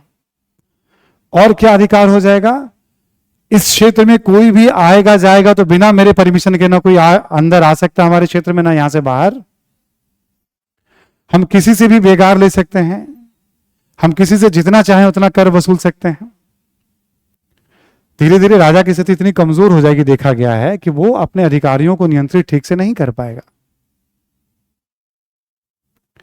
जितने वहां पे खान वगैरह हैं वो सब सामंतों के अधीन आ जाएंगे। जितने वन संसाधन है, तालाब, सब पे सामंतों का मालिकाना हक। तो सामंती व्यवस्था क्या हो जाएगी, एक तरह से राज्य के भीतर राज्य। सामंती व्यवस्था क्या हुआ, स्टेट विद इन स्टेट। ठीक, तो इस तरह का सिस्टम पूर्व मध्यकाल में बड़े पैमाने पर दिखते हैं। आप याद करो प्रतिहारों को, सोलंकी कौन थे, प्रतिहारों के सामंत थे, उन्होंने अपना राज्य बना लिया। चौहान कौन थे, प्रतिहारों के सामंत। तोमर कौन थे, कच्छप घात कौन थे, राठौर, चंदेल, ये सब तो प्रतिहारों के सामंत थे, बड़े बड़े अधिकारी थे। क्षत्रप थे, एक क्षेत्र की रक्षा की। एक समय के बाद उन्होंने अपना ही राज्य बना लिया। अब चौहानों के अधीन बहुत सारे सामंत हैं। ठीक, राष्ट्रकूटों के अधीन, चोलों, सबके अधीन। ये क्या देखा गया, पूर्व मध्यकाल में बड़ी संख्या में कोई भी जो शासन चल रहा है उसकी निर्भरता बहुत हद तक सामंतों पर बनी हुई है। सामंत कौन होते हैं, ये प्रभावी लोग हैं शासन में। ठीक, तो बड़ी संख्या में पूर्व मध्यकाल में आपको ऐसी व्यवस्था दिखाई पड़ेगी पूरे भारत में। सब जगह एक जैसा नियम नहीं है, तो यह माना गया है एक तरह से पूर्व मध्यकाल में भारत में सामंतवाद का अच्छा खासा प्रभाव था।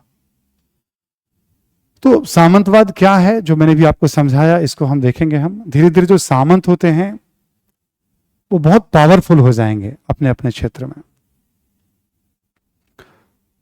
मतलब कोई हिसाब नहीं है पैसे का, जो भी आय हो रहा है वो ऐशो आराम पे, विलासिता पे खर्च करेंगे, दिखावे पे खर्च करेंगे। और एक ऐसी आदत पड़ जाएगी कि जो शक्ति का खूब प्रदर्शन करेंगे, दिखावा पावर का खूब करेंगे वो। ठीक, खूब नौकर चाकर उनके आसपास होंगे, सेवा करने वाले वर्ग होंगे। बड़ी संख्या में पत्नी को रखने का भी प्रचलन होगा। पत्नी को भी उस समय एक तरह से महिलाओं को भी संपत्ति के रूप में देखा जाने लगेगा। और इस समय सती प्रथा अपने एक्सट्रीम पे पहुंच जाएगी, चरम पे पहुंच जाएगी। जब सामंत नहीं है तो महिलाओं को भी जीवन जीने का अधिकार ये वाली स्थिति आ जाएगी इस समय।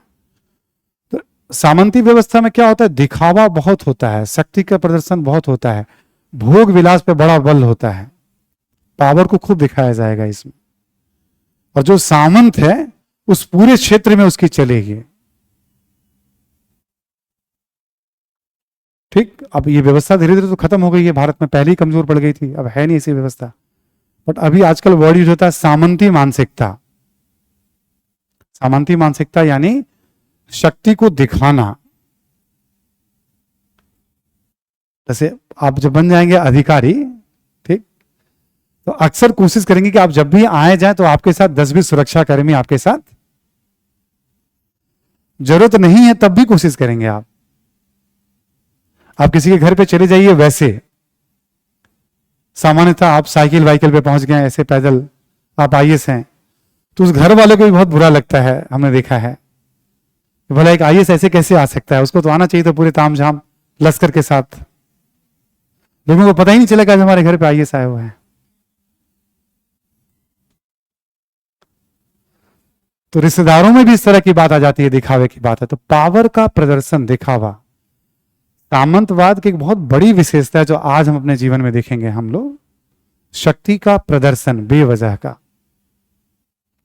अधिक से अधिक पावर अपने हाथ में केंद्रित अधिकारियों के द्वारा। क्योंकि सामंत कौन थे, एक तरह के अधिकारी हुआ करते थे। ठीक है, अपनी भाषा में थोड़ा आपको समझा रहा हूं। पूर्व मध्यकाल में इसका खूब यूज होता है, इसमें बहुत सारे टेक्निकल टर्म चलते हैं। फिर वही बात है, आपके एग्जाम से कोई लेने देना नहीं है, ऑप्शनल वाले बच्चों के लिए पढ़ना है। यूरोपियन सामंतवाद से भारतीय सामंतवाद कितना अलग था, ये सब पढ़ना होता है उसमें। सामंतवाद को लेकर डिबेट है, सामंतवाद था या नहीं था। रामशरण शर्मा है, बीएनएस यादव है, डीएन झा, ये सब लोग डिबेट में पार्टिसिपेट करते हैं, ठीक है, और अपना अपना मत देते हैं, वो सब पार्ट है। आपको बस जानना है कि ये क्या है, क्यों आया पूर्व मध्यकाल में, 5-7 रीजन है छोटे मोटे, इसका क्या प्रभाव दिखा। सामंतवाद पूरे भारत को प्रभावित कर रहा है। एक बार आप इसको समझ लेंगे, चाहे चोला हो, चाहे राष्ट्रकूट हो, चाहे चौहान हो, चाहे प्रतिहार हो, कहीं भी ये कॉन्सेप्ट अप्लाई हो जाएगा सामंतवाद का। ठीक, तो पूर्व मध्यकाल की एक पहचान है सामंतवादी व्यवस्था। ये शब्द इतिहासकारों ने दिया है, बहुत मेहनत करके शोध है। सबसे पहले इस पर अनुसंधान रामशरण शर्मा ने किया था, उनकी किताब आई थी इंडियन फ्यूडलिज्म। धीरे धीरे बहुत सारे उसमें आर्गुमेंट्स वगैरह भी हैं, है ना। तो आर्गुमेंट का क्या होता है, जैसे एक लेखक ने एक बात कही, दूसरे ने कुछ नया शोध किया तो पहले वाले का कुछ खंडन कर दिया, पहले वाले ने उस खंडन का जवाब दिया, तीसरा कोई और मैदान में कूद पड़ा कि नहीं हम तो आप दोनों की बात से सहमत नहीं है। यही सब डिबेट होता है, फ्यूडलिज्म था नहीं था, ये था वो था। पढ़ने पढ़ाने में उसे हम गंभीर बना देते हैं, बट होता इतना ही है उसमें। भाई ने क्या क्या कहा, अच्छा भाई ने इतनी बातें कही, किन किन आधारों पे भाई का खंडन किया जा रहा है।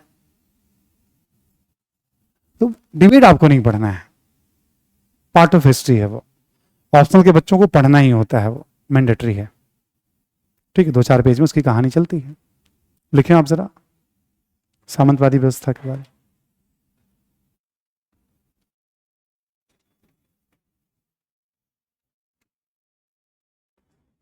लिखें आप कि सामंतवादी व्यवस्था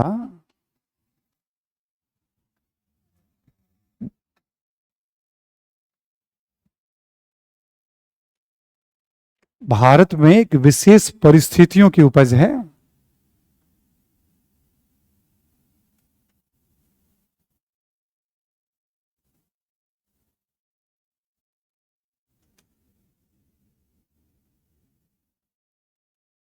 विशेष परिस्थितियों की उपज है। लिखें आप, इसके अंतर्गत शासक के द्वारा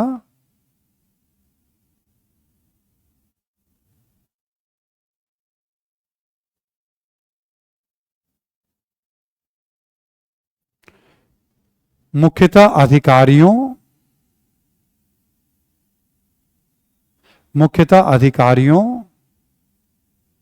एवं अधीनस्थ शासकों को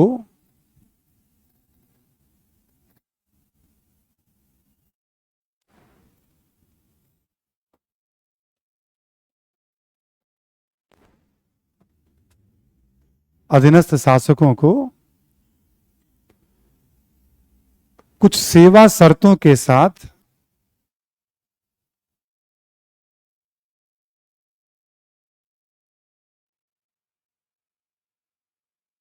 सेवा शर्तों के साथ, ब्रैकेट में लिख लें, मुख्यतः सैन्य सेवा,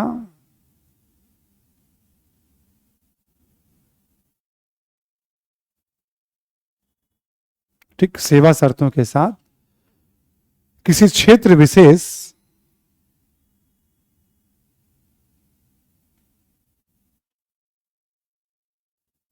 का राजस्व वेतन के रूप में दिया जाता था, क्षेत्र विशेष का राजस्व वेतन के रूप में दिया जाता था।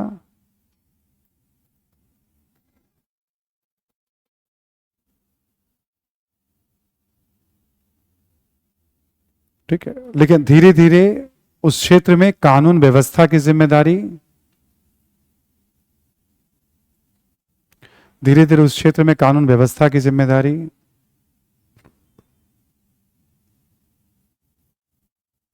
कौमा न्याय की जिम्मेदारी,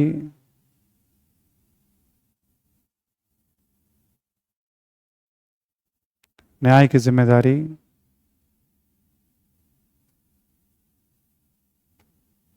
कौमा लिख लिखें आप, खनन, खनन, वन एवं जल संसाधन,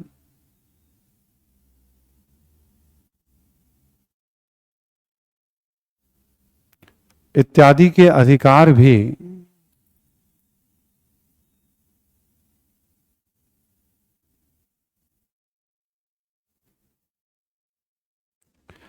ग्रहीता को दे दिए जाते थे, ग्रहण करने वाले को, ग्रहीता को दे दिए जाते थे।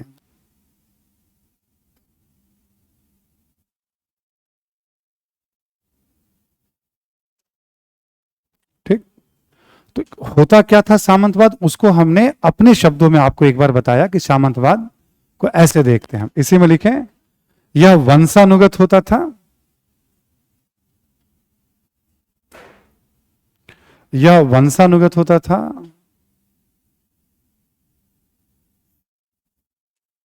और सामंतों को यह अधिकार होता था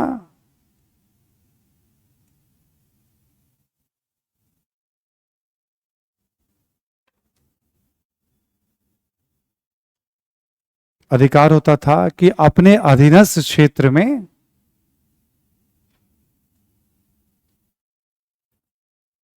अधीनस्थ क्षेत्र में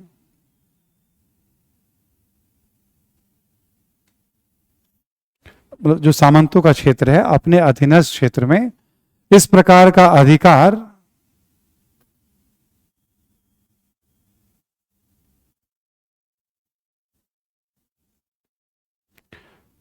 अन्य व्यक्ति को भी देने का,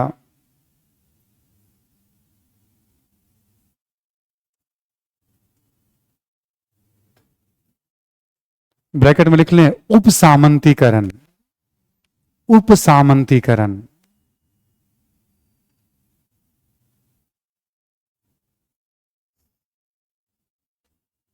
ठीक, इसको कहते थे, एक वंशानुगत हो गया, और प्लस जैसे मान लो मैं इस इलाके का सामंत हूं, तो मुझे अधिकार है कि आप में से किसी को मैं ये अधिकार, चलो तुम वहां रेवेन्यू कलेक्ट कर लो, चलो तुम वहां न्याय देख लो, मतलब इस तरह का मालिकाना, बॉस हो गए पूरे सिस्टम के यहां हम। अब हम जिससे चाहें बेगार ले सकते हैं, हम अब अपने क्षेत्र में जिससे चाहे काम जितना करवा लें, 24 घंटे तुम्हें काम करना है, पनिश कर सकते हैं, मतलब एक पूरा राजा बॉस, निरंकुश बॉस जैसा हो गया वो। ज्यादातर छोटे मोटे राजा या बड़े अधिकारी सब सामंत कहलाते थे। इसी में लिखें आप एक और पॉइंट, देखिए पूरे भारत में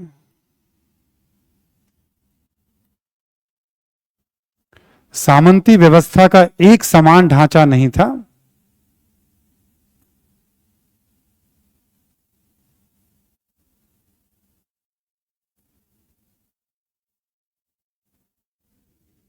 एक समान ढांचा नहीं था, यानी कुछ नियम नहीं था, कितना बड़ा क्षेत्र होगा, कितना छोटा क्षेत्र होगा। ठीक है, एक जैसा रूप नहीं दिखेगा आपको, दिखेगा पूरे भारत में, बट एक रूप नहीं दिखेगा आपको, परिस्थितियों पर निर्भर करता है। ये सब कॉन्सेप्ट हो गए, कैसा रहा होगा सामंत वाला सिस्टम। अब आप लिखें विकास क्यों हुआ इसका, लिखें आप, सामंतवादी व्यवस्था के विकास के कारण।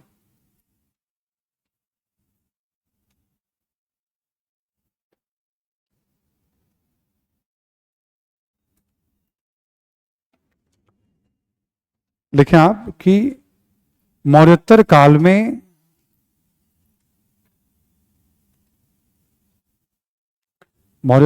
में बाहरी आक्रमण के कारण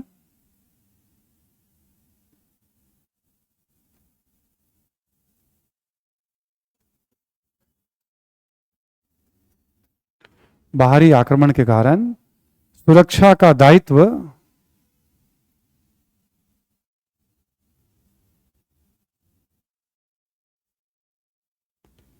स्थानीय प्रभावशाली लोगों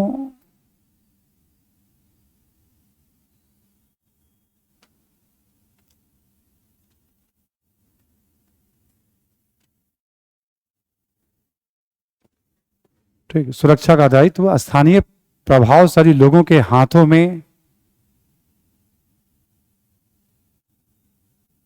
आया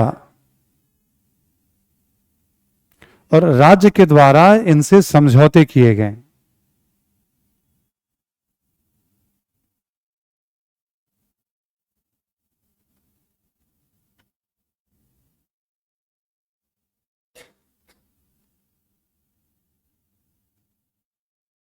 ठीक है। अब जैसे शक है, कुषाण है, कैसे रेवेन्यू कलेक्शन करेंगे? तो स्थानीय लोगों से समझौता करके तुम इस क्षेत्र को देखो, तुम मुझे इतना रेवेन्यू दे दिया करना। ऐसे करके सिस्टम बनना शुरू हुआ मौर्योत्तर काल में। अगला पॉइंट लिखें इसी में कारण में, गुप्त काल में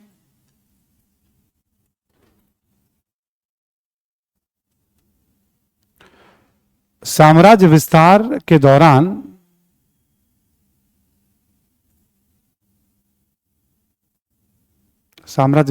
दौरान गुप्त शासकों ने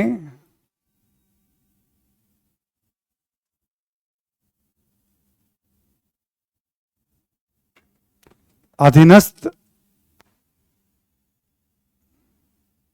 सामंतों को कुछ शर्तों के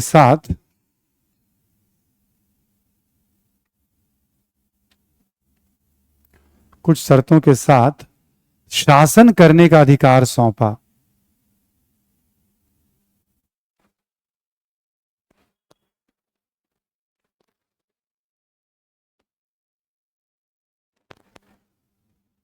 ठीक।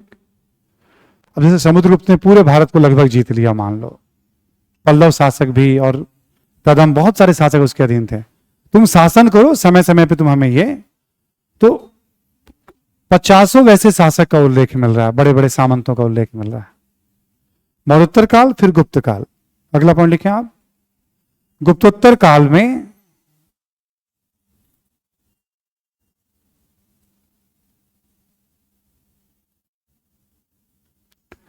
वाणिज्य व्यापार में गिरावट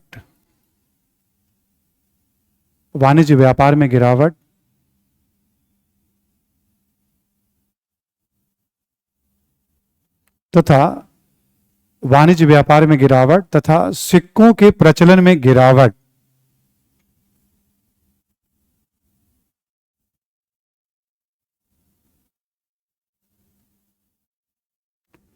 के कारण अधिकारियों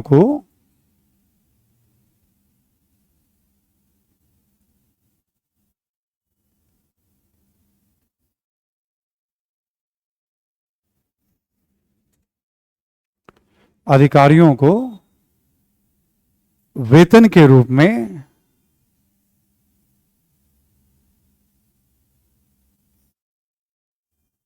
क्षेत्र विशेष का राजस्व दिया जाने लगा।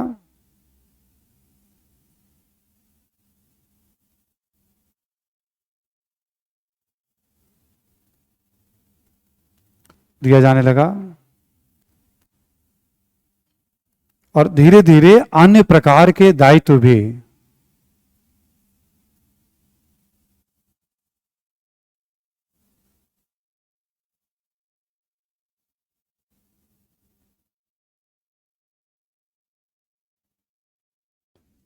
ठीक है। जैसे हर्षवर्धन, आपको याद होगा ना, अधिकारियों को भूमि अनुदान के रूप में वेतन, आर्थिक परिस्थितियां बदली। ठीक है, तो शकों कुषाणों ने समझौता किया, गुप्तों के समय, ऐसे ग्रेजुअली इवॉल्व हुआ है सिस्टम। ऐसा नहीं कि एकाएक आ गया ये सिस्टम, सामंती व्यवस्था। लिखिए एक और पॉइंट, लिखिए धार्मिक कारणों से भी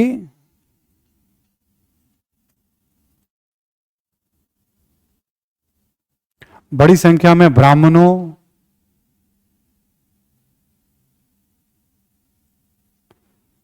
ब्राह्मणों एवं मंदिरों को भी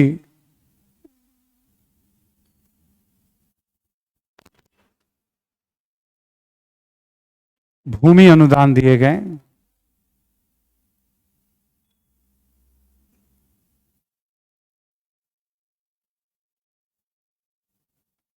और अनुदान के साथ साथ प्रशासनिक अधिकार भी, अनुदान के साथ साथ प्रशासनिक अधिकार भी।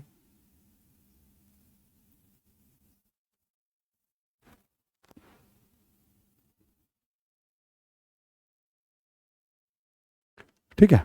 अब भारत में देखो सामंत का मतलब, ठीक है, कोई एक नहीं, जैसे अधीनस्थ शासक भी सामंत हैं, बड़े अधिकारी भी सामंत हैं, ब्राह्मण भी सामंत है, मंदिर भी सामंत। पता चलो कोई मंदिर है, राजराजेश्वर मंदिर, पता चलो उसको 500 गांव दान में दे दिया गया है। अब वहां की सारी व्यवस्था मंदिर के प्रबंधन वाले देखेंगे आप। मंदिर अपने आप में एक सामंत का रूप हो गया। रेवेन्यू कलेक्शन, न्याय देखना, तो कारण में ही हमने विकास की प्रक्रिया और अलग अलग सामंती रूप को भी इसमें हमने एक साथ रख दिया। सामंती व्यवस्था किसको कहा जाता है और कैसे ये इवॉल्व, 4 बड़े कारण आपके सामने यहां पे रख दिए गए और लंबे समय में इवॉल्व हुआ ये। ठीक है, अब इसका लिख लें प्रभाव।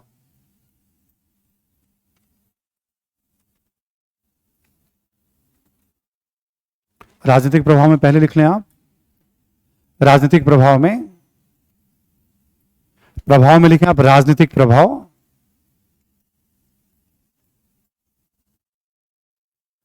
लिखें कि इस व्यवस्था के कारण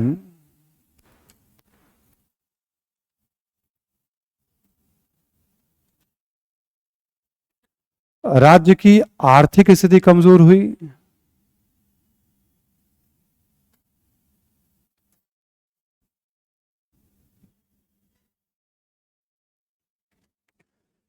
राज्य की आर्थिक स्थिति कमजोर हुई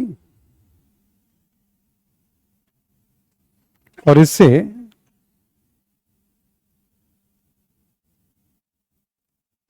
सैन्य ढांचा प्रभावित हुआ, और इससे सैन्य ढांचा प्रभावित हुआ।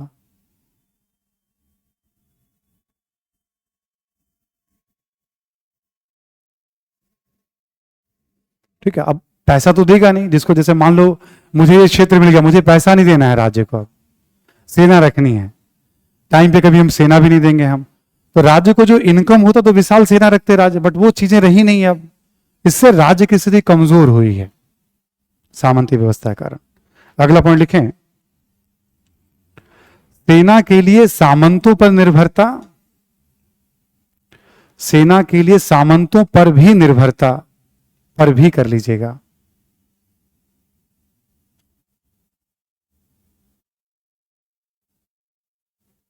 निर्भरता कॉमा देके लिखें आप। देखिए सामंती सेना में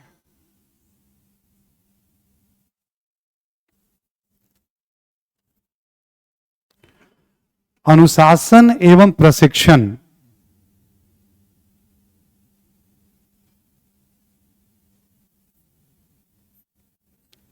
अनुशासन एवं प्रशिक्षण का स्तर, अनुशासन एवं प्रशिक्षण का स्तर एक जैसा नहीं होता था।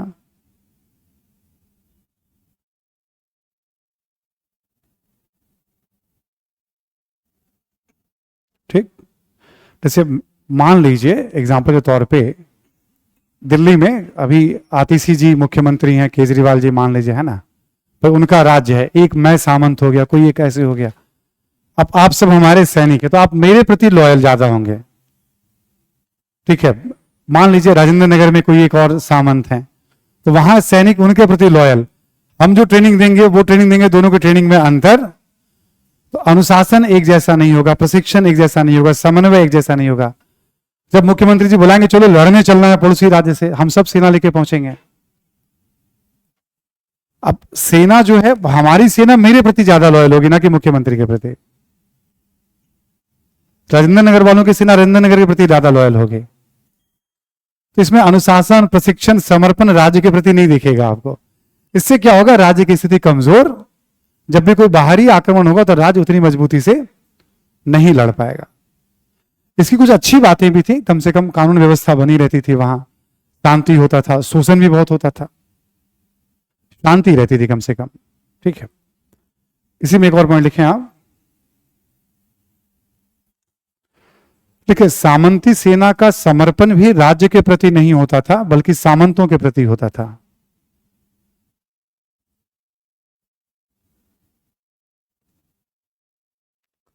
समर्पण राज्य के प्रति नहीं होता था बल्कि सामंतों के प्रति होता था।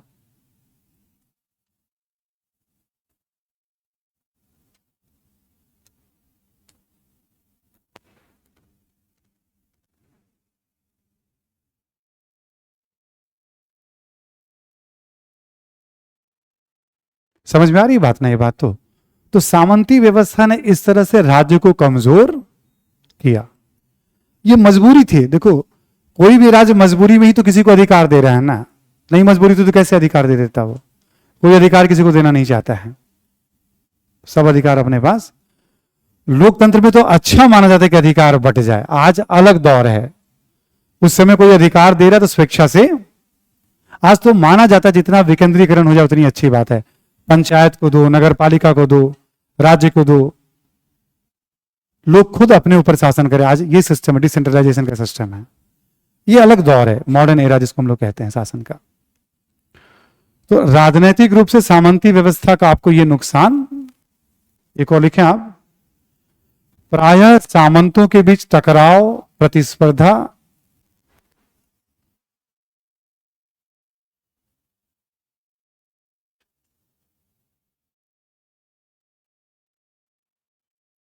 टकराव एवं प्रतिस्पर्धा बनी रहती थी।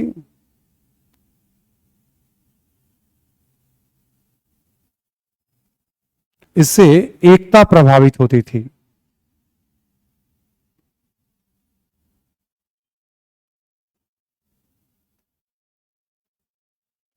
इससे एकता प्रभावित होती थी, यूनिटी।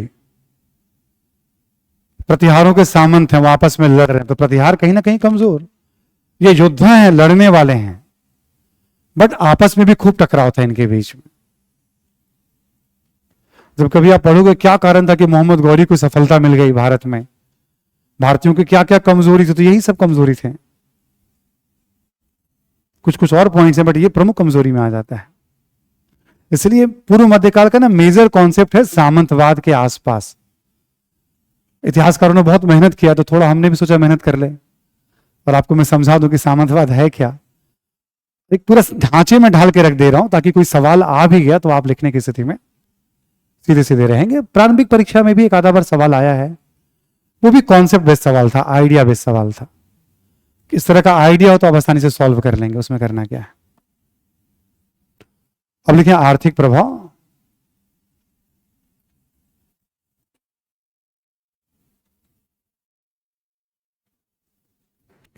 लेकिन सामंती व्यवस्था में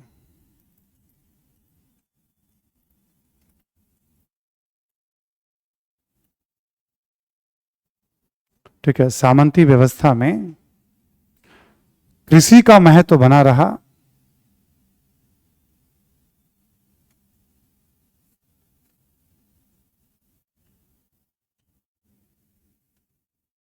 लेकिन वाणिज्य, व्यापार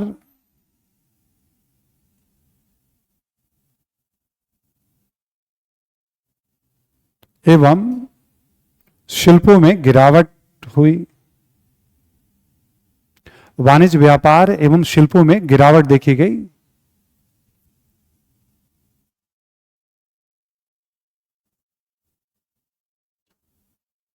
गिरावट देखी गई, इसे में लिखें आप, सिक्कों का प्रचलन भी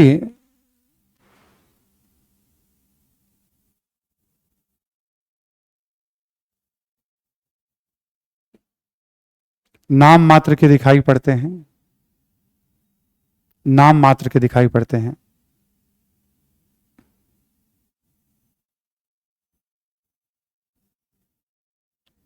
ठीक है, वाणिज्य व्यापार नहीं है, शिल्प नहीं है। जो हमारे क्षेत्र में रहा है शिल्प, वो हमारे क्षेत्र में ही रहेगा, और उसे बाहर जाने की इजाजत, तुम कुछ भी निर्माण करो यहीं आपस में उपयोग करेंगे, वरना मेरे लिए करोगे। बाहर वालों की इजाजत बहुत नहीं है तो कुछ भी कर लगा सकते हैं उसके ऊपर। थोड़े बहुत व्यापार चलते रहते हैं, बंद नहीं होता है। सिक्कों का प्रचलन भी नाम मात्र का रह जाएगा। गुप्तों के समय सिक्के हर्ष के समय लगभग गायब हो जाते हैं। पूर्व मध्यकाल में मिलेंगे सिक्के बहुत कम, बहुत कम मिलेंगे आपको। इसी में लिखें आप, शहरों का भी पतन हुआ, शहरों का भी पतन हुआ,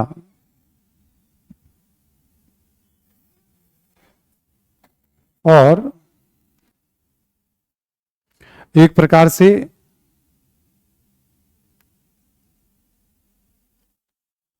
बंद अर्थव्यवस्था की स्थिति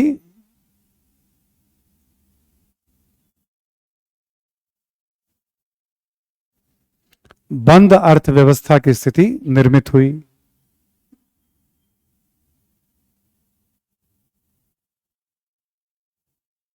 ठीक है, बंद अर्थव्यवस्था का मतलब जो जरूरतें हैं यही पूरी करनी है, वस्तुओं के माध्यम से, अदला बदली के माध्यम से, है ना। यहां नोट करके लिख लें आप। लेकिन आपकी लोहे एवं नमक का व्यापार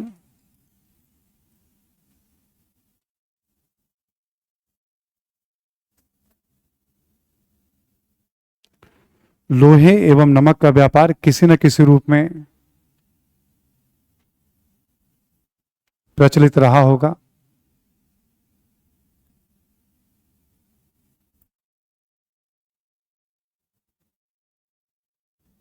ठीक है, नमक सबको चाहिए तो नमक तो चाहिए ही चाहिए, नमक हर जगह बनता है नहीं। आप सामंत हैं, लड़ने के लिए हथियार तो लोहा चाहिए ही चाहिए, उस समय तोप बंदूक तो है नहीं। कहीं ना कहीं से व्यापार ये तो चलता ही रहा होगा, ये बंद कभी भी नहीं हो सकता है। नोट में ही लिखें आप, तटवर्ती क्षेत्रों में भी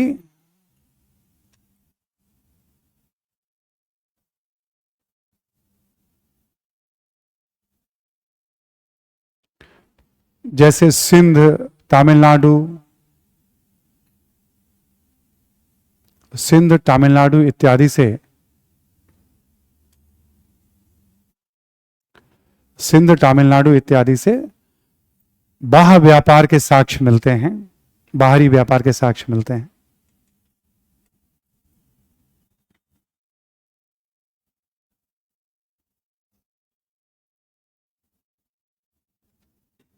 ठीक, जैसे अब चोलों के समय बाहरी व्यापार, चोलों ने कब्जा ही कर रखा है, मान लो मलाया पे, सुमात्रा पे, श्रीलंका पे। ठीक है, तो कई जगह वो अभियान कर रहे हैं चोलों के द्वारा, है ना। तो फिर वो अलग सिचुएशन उनका चोलों का। अरबों के बाद लगातार पश्चिम एशिया से मध्य एशिया से संपर्क बना हुआ था। ऐसा नहीं था पूरे भारत में एक समान स्थिति थी, बट लगभग बंद अर्थव्यवस्था वाली स्थिति। इसमें क्या होता है, वस्तुओं की अदला बदली होती है, जजमानी सिस्टम जैसा चीज बस। ठीक है भाई, तुम हमारे यहाँ आट बना दो, हम तुम्हें बदले में अनाज दे देंगे। हम जजमानी व्यवस्था जो होता है, इस तरह का सिस्टम, ये सब प्रचलित हुआ। अगला पॉइंट देखें, सामाजिक दृष्टिकोण से। देखिए सामाजिक दृष्टिकोण से, ये तो आर्थिक हो गया, सामाजिक दृष्टिकोण से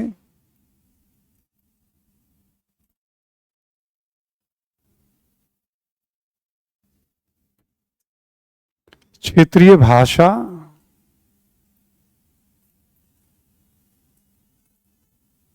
क्षेत्रीय भाषा एवं क्षेत्रीय संस्कृति को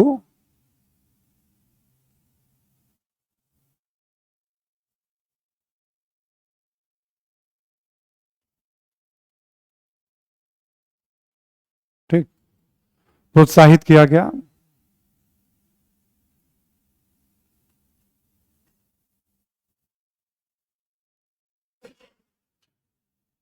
ठीक, ब्रैकेट में लिख लें आप, जैसे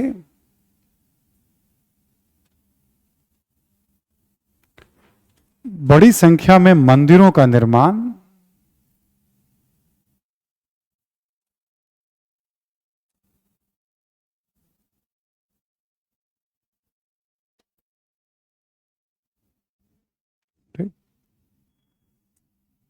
ऐसे ब्रैकेट क्लोज कर दीजिएगा, समझने वाली बात है, लिखना नहीं है इसको, थोड़ा कंट्रोवर्शियल हो जाता है, ठीक है। अब जैसे धार्मिक आस्था इसलिए मंदिर बना रहे हैं हम, जो बड़े बड़े मंदिर बनाए जा रहे हैं, सब लोग मंदिर बनवा रहे हैं। मंदिर क्यों बनवाते हैं लोग? मंदिर एक तो धर्म के प्रति झुकाव के कारण, पूजा पाठ का वो केंद्र है, प्लस कहीं ना कहीं उससे पहचान भी जुड़ा होता है। आप देखोगे कुछ लोग दान गुप्त तरीके से करते हैं, पता नहीं चलेगा उन्होंने दान किया, ठीक, बहुत सारे लोग ऐसे थे। बहुत लोग चाहते हैं कि नहीं आने वाली पीढ़ियां हमें याद, भाई तालाब निर्माण का काम, ब्राह्मणों को भूमि दान का काम, गाय दान, मंदिर निर्माण, इन सबको पुराणों में पुनित कर्तव्य माना गया है। तो खूब मंदिरों का निर्माण तो कहीं ना कहीं श्रद्धा के कारण भी और दिखावे के कारण भी। देखो मैं हूं, अभी भी लोग आप देखो जिनके पास पैसा होता है, बहुत विशालकाय, आम तौर पे लोग बड़ी गाड़ियां और मकान सब रखते हैं कि नहीं रखते हैं? देखो रहने के लिए तो 6 फीट मतलब 7 फीट का वो जगह चाहिए, आप चारपाई सोने के लिए, थोड़ा उठने बैठने, और आपसे अच्छा कौन जानता होगा, आप जहां रहते होंगे, मतलब एक कदम में दरवाजे के बाहर चले जाते होंगे आप जहां रहते होंगे तो यही स्थिति होगी ना, मतलब दूसरे कदम में आप गेट के बाहर चले जाएंगे, ठीक है। तो ऐसा ही रहा है मुखर्जी नगर का हाल किसी जमाने में, ठीक है। तो आप देखोगे जैसे क्षेत्रीय भाषा को प्रोत्साहन, अब सामंतों के ना वीरता के किस्से देखो, हिंदी साहित्य में रासो साहित्य इसी समय उभर कर आता है, और उसमें संरक्षकों की खूब प्रशंसा की जाएगी। बड़ी संख्या में चारण की चर्चा मिलेगी, चारण जो एकदम अपने स्वामी के प्रशंसा में ही लगे रहते थे, ठीक है। ये वही दौर है ना। हर क्षेत्र में ऐसा होगा, ऐसा नहीं कि केवल आपको हिंदी साहित्य में ये दिखेगा आपको। तो क्षेत्रीय भाषा और संस्कृति को प्रोत्साहन मिलेगा इससे। नेक्स्ट पॉइंट लिखें आप, लिखें दिखावे की संस्कृति, दिखावे की संस्कृति और भोग विलास की संस्कृति को भी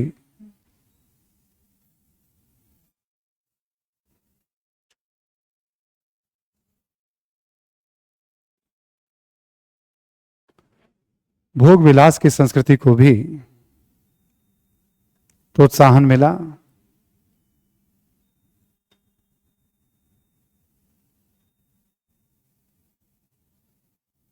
ठीक है, थोड़ी देर पहले हमने बताया था कि सामंती समाज में दिखावा खूब, शो ऑफ जिसको कहते हैं हम लोग, ठीक, जिस रूप में संभव हो। मतलब अब जैसे इसमें क्या हो जाता है कि मान लो ये बॉटल है, ठीक है, इस बॉटल से ग्लास में पानी ऐसे डालकर पीना भी जो है सामंत अपना अपमान। एक सेवक वहां खड़ा रहेगा, सामंत जो है जब एक बार देखेंगे तो सेवक तुरंत पानी लेके वहां पे। शारीरिक कोई भी श्रम करना सामंतों के लिए एक तरह से अपमान। वो लड़ने का काम करेंगे, वर्जिश करेंगे, कसरत करेंगे, व्यायाम करेंगे, बट कोई भी काम करना एक तरह से अपमान माना जाएगा उनके लिए। राजस्थान में हुक्म वाला कल्चर इसी समय आएगा, हुक्म, ठीक, राजस्थान में जो कल्चर इसी समय बहुत ज्यादा। कोई पान खा रहा है तो पता चला एक सेवक वहां पे पिकदान लेकर के, सामंत ने खाना भोजन ग्रहण कर लिया तो बगल में 4 लोग खड़े हैं, अब वो हाथ अपना साफ वहीं पे, ठीक है। सम्मान देना तो एक अलग बात होगी, बट वो उसको उस तरह से देखा जाए, छोटी छोटी बातें जो होती हैं इस तरह की। भोग विलास की संस्कृति, दिखावे की संस्कृति खूब प्रचलित हुई इसमें, छोटे छोटे रूप में। आपको ये आज भी दिख जाएगा गांव समाज में, ऐसा नहीं कि खत्म। बेसिकली एक आदत है ना, मानव स्वभाव है, एक व्यवस्था के रूप में कमजोर पड़ गया है सामंतवाद, है ना, बट मानव की चेतना में तो है ही ना। इंटरव्यू में अक्सर पूछा जाता था, मतलब अभी भी पूछा जाता है, तो यूपी और बिहार के अधिकांशतः बच्चे क्यों आईएएस की तैयारी करते, जबकि करते राजस्थान में भी हैं, मध्य प्रदेश में भी हैं। ऐसा तो नहीं आप सामंती मानसिकता से प्रेरित हो। यानी पावर को दिखाना, शक्ति का प्रदर्शन करना। ठीक, तो शक्ति का प्रदर्शन इसका एक पार्ट बन जाता है। नेक्स्ट पॉइंट लिखें आप, महिलाओं की स्थिति और दयनीय हुई, जैसे बहु विवाह, पर्दा प्रथा, सती प्रथा,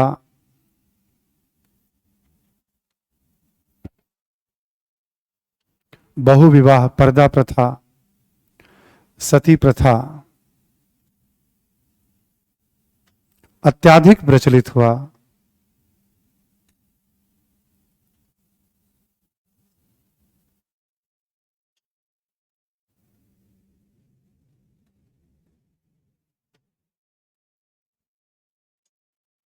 अत्याधिक प्रचलित हुआ, ठीक है। ये सब भी आप देखोगे।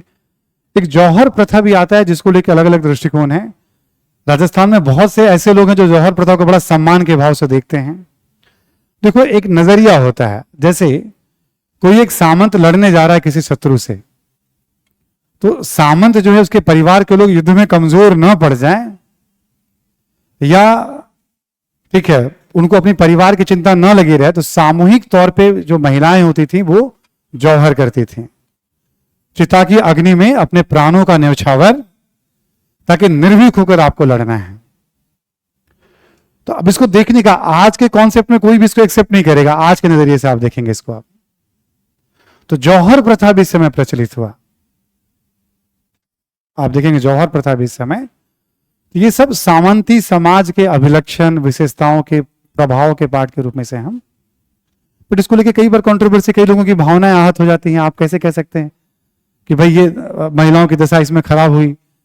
अरे भाई, तो पुरुष भी, मतलब मेरा मानना है पुरुष भी इसमें मतलब सामूहिक तौर पे, हालांकि इस तरह का भी एक कल्चर रहा है, ठीक है, बट कहीं ना कहीं वो समाज ऐसा था। युद्ध का खूब महिमा मंडन किया जाएगा इस समय, ग्लोरीफाई किया जाएगा, मतलब ठीक है। तो इन संक्षेप में देखोगे आप तो आपको इस तरह का समाज दिखाई पड़ेगा सामंती व्यवस्था के प्रभाव में, ठीक है। एक आंसर के फॉर्मेट में ही इसको लिखा दिया है, क्या समझते हैं, क्यों विकास हुआ, इसका क्या प्रभाव पड़ा। इस तरह के कोई भी सवाल यदि आपके सामने आए तो आप लिख सकते हैं उसको हैंडल, बट थोड़ा पॉलिटिकल ज्यादा है इसलिए सवाल आने की संभावना मेंस में कम है। बट पूर्व मध्यकाल पे जब भी चर्चा होती है तो ये शब्द आएगा, और शब्द आएगा तो आपके पास इतनी समझ हो जिससे आप प्रश्नों को हैंडल कर सकें ऑब्जेक्टिव में भी, ठीक है। इस प्रकार पूर्व मध्यकाल, हाँ सच है जौहर वाली घटना, ठीक। बाकी आपके जितने भी ऑनलाइन रेलिवेंट क्वेश्चन होते हैं नोट्स को लेके, याद को लेके, हमने बता ही दिया आपको, शुरू शुरू में सारी बातें बता रखी हैं आपको कैसे याद करना है, ठीक है। बट आप लोग लगता है पुरानी बातों को भूल गए हैं। अरे मैं वही टीचर हूं जो आपको पढ़ाना शुरू किया है, ठीक है, नहीं समझे, वही तरीका फिर दोबारा बताऊंगा, तीसरी बार बताऊंगा, और क्या बताऊंगा मैं। एक सवाल है, चैत्य विहार और स्तूप में क्या अंतर है? विहार, ध्यान से सुन लीजिएगा एक बार में, विहार हो गया भिक्षुओं के रहने की जगह, या तो आप गुफाओं को काटकर बनाइए आप, या फिर पत्थरों से, ईंटों से बनाइए आप, केवल वो हो गई रहने की जगह, ठीक। हमने लिखवा रखा आपको, देखिएगा बिहार वाले कॉन्सेप्ट में। स्तूप हो गया आपका, ठीक है, 4 प्रकार के स्तूप होते हैं, हमने बताया था आपको, बुद्ध के अवशेषों पे, ठीक है, या उपयोग में लाई गई वस्तुओं पे, मतलब वो एक तरह से स्तूप होता है, उनके शरीर त्याग का प्रतीक हो गया। क्योंकि उसका धार्मिक महत्व होता है तो लोग वहां भी जाके पूजा पाठ, विहार हो गए रहने की जगह, ठीक, स्तूप ऐसा हो। चैत्य क्या होता है आप देखोगे, चैत्य एक बड़ा हॉल, मंदिर समझ लो आप, एक बड़ा हॉल जिसके अंतिम छोर पे स्तूप होता है। स्तूप वैसे इंडिपेंडेंट होता है, जब हॉल के साथ स्तूप होता है तो उसे हम चैत्य कहते हैं, बस, ठीक। ये बात हमने बता रखी है, क्लास लेक्चर में हमने प्रॉपर तरीके से लिखवा रखा है, समझा रखा है आपको। हड़प्पाई स्थल से महाजनपद के स्थल क्यों नहीं मिलते हैं? हड़प्पाई स्थल से महाजनपद के स्थल क्यों नहीं मिलते हैं? देखो, हड़प्पाई स्थल में आगे चल करके उत्पादकता प्रभावित हुई है। अब जहां उत्पादन बुरी तरह से प्रभावित होगा वहां आबादी आपको कम दिखेगी। महाजनपद कालीन स्थल आपको वहां मिलेंगे जहां कृषि के उत्पादन की अधिक संभावना, या आसपास लोहे के आपको सोर्स आपको दिख रहे हैं। एक तो बड़ा अंतर ये हो जाएगा आप जब नोटिस करेंगे तो आप। और पाषाण युगीन स्थल से हड़प्पाई स्थल क्यों भिन्न है, मतलब वही बात हो गई। पाषाण युगीन स्थल में आपको पत्थरों की जरूरत थी तो आपको पहाड़ों के ऊपर जाना था पानी के लिए। यहां पे आप कांसे और तांबे का ज्ञान है तो आप मैदानी इलाकों में भी जा सकते हैं। ये कॉन्सेप्ट भी वहां हमने बता समझा रखा है। नियोग प्रथा क्या है, ठीक है, ये भी बता दूंगा मैं आपको, है ना, चर्चा के क्रम में समझा दूंगा मैं, ठीक है। इसका उल्लेख मिलता है एंशिएंट हिस्ट्री कल्चर में। देखो वैसे तो 1200 ईस्वी तक का क्लास कंप्लीट हो चुका है। अब कल क्या करूंगा मैं, क्लास के स्टार्ट में आप फिर रिवीजन करके आइएगा। शुरू के आधा एक घंटा पहले कल मैं साहित्य पे बात करूंगा, बहुत जरूरी है। जैसे हमने आज आपको स्थापत्य चित्रकला के बारे में समझाया, गुफा कला इस सब के बारे में, वैसे ही कल मैं साहित्य के बारे में समझाऊंगा, पूरे प्राचीन काल के बारे में। ये भी थोड़ा लोड वाला क्लास होगा, 2 हिस्सों में बांट दिया, कुछ आज बता दिया, कुछ कल बता दूंगा मैं आपको। कुछ सुझाव दूंगा मैं आपको थोड़ा बहुत। आर एस शर्मा में 2-3 चैप्टर है जो पढ़ना चाहिए आपको, पढ़ लीजिएगा, ठीक है। जैसे दक्षिण एशिया में संस्कृति का प्रसार कैसे हुआ, मैं बोल के समझा भी दूंगा उस चैप्टर के बारे में। इतनी बातें बोल दूंगा कि जो ना भी पढ़ना चाहे तो मेरी रिकॉर्डेड क्लास को सुन लेगा, तब भी उसकी बात बन जाएगी। बट मैं चाहूंगा पढ़िए 2-3 चैप्टर, किताब होगा कल ही गाइड कर दूंगा मैं आपको, है ना। ये सब कंप्लीट करने के बाद फिर हम आ जाएंगे दिल्ली सल्तनत में, ठीक। हम जहां से मध्यकाल की बात करते हैं, एक छोटी सी बात आपको मैं समझा दूं। देखो मध्यकाल की शुरुआत आप 750 ईस्वी से 1750 ईस्वी तक भी मान सकते हो, ठीक। पूर्व मध्यकाल को हम मध्यकाल का हिस्सा भी मानते हैं और प्राचीन काल का अंत का हिस्सा भी मानते हैं। जैसे आपसे कहा जाए प्राचीन काल में मंदिर स्थापना, तो कितना बताओगे आप? जब तक पूर्व मध्यकाल उसमें शामिल नहीं करोगे आपको लिखने में मजा नहीं आएगा। तो जब भी आपसे पूछे मध्यकाल तो हमेशा दिमाग दौड़ाना है 750 ईस्वी से। कई बार ऐसा क्वेश्चन आ चुका है, अब क्राइसिस में फंस जाएंगे कि अब लिखना क्या है इसमें। जब कभी कभी कहे प्राचीन काल तो दिमाग को 1200 ईस्वी तक लेके जाना है, ठीक। तो मध्यकाल की तो शुरुआत हो चुकी है आपकी, संक्रमण का फेज है। बट मैं अपनी क्लास में दिल्ली सल्तनत से, है ना, कल शुरुआत कर दूंगा मैं दिल्ली सल्तनत की भी।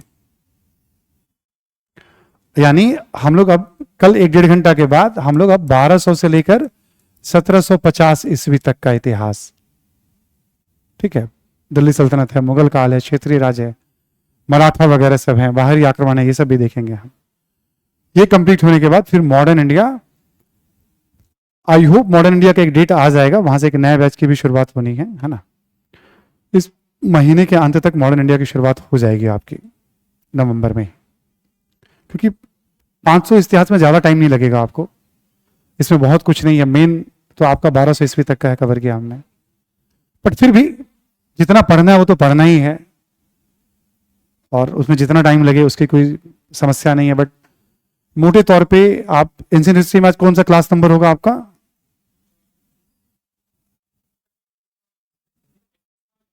आज 31वां क्लास है हमारा, है ना। प्राचीन भारत में देखेंगे आप तो आज वैसे देखेंगे आप तो लगभग समझ लो एक तरह से 1200 ईस्वी तक आते आते हमें 60 घंटे के आसपास लग गए। ये पूरा आपका 30 से 35 घंटे में कंप्लीट हो जाता है, 1200 से 1750, ठीक है। 30-35 घंटे में आपका कंप्लीट हो जाएगा। जितना एंशिएंट मेडिवल में टाइम लगेगा उतना अकेले मॉडर्न में टाइम लग जाता है। थोड़ा उसमें आपको बहुत चीजें अच्छी लगेंगी, उसमें थोड़ा बहुत चीजों का आप अवेयर रहते हैं, बट उतना ही टाइम लगभग। मैं टेंटेटिव का आइडिया बता दे रहा हूं आपको। लगभग मान के चलिए आप 95 घंटा के आसपास एंशिएंट मेडिवल में, 90 से 95 घंटा मॉडर्न इंडिया में, जितनी भी क्लासेस हैं वो उतना टाइम लग जाता है आपका।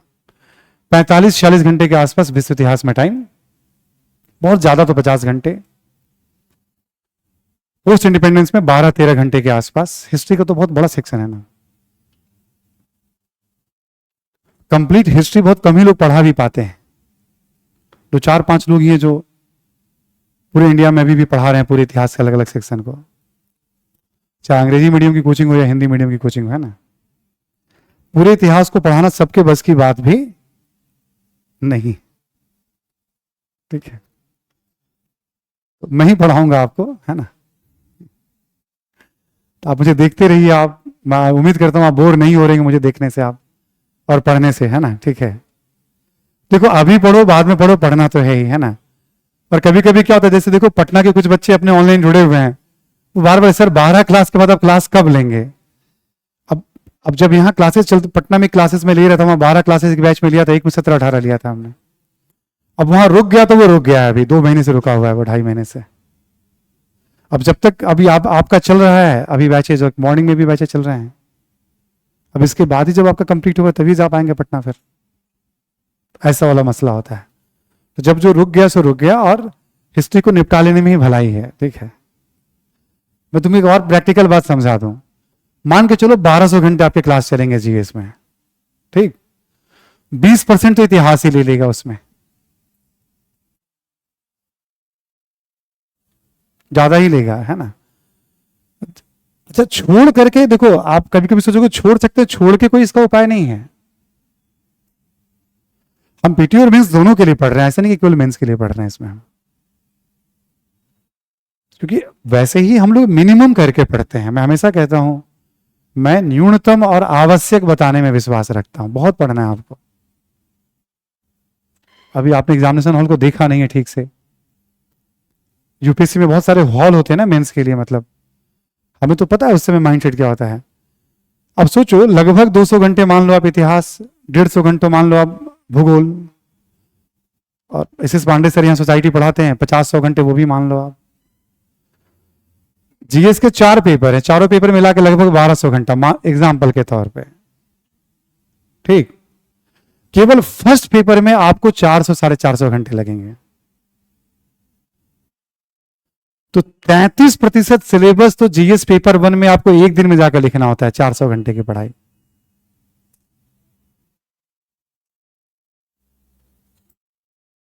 इथिक्स में बहुत टाइम नहीं लगना है, 250 नंबर का जबकि पेपर है वो। ज्योग्राफी और हिस्ट्री का नेचर ही ऐसा है, सिलेबस ऐसा बनाया गया है। जब ये सिलेबस बनाया गया था तो ऑप्शनल पूरी तरह से हटा दिया गया था। कैसे बच्चे आंदोलन करते हुए आप देख रहे हैं, नॉर्मलाइजेशन को अगेंस्ट में आंदोलन चल रहा है। उस समय आंदोलन चला, सिलेबस वही रह गया जीएस का, और एक ऑप्शनल भी रह गया।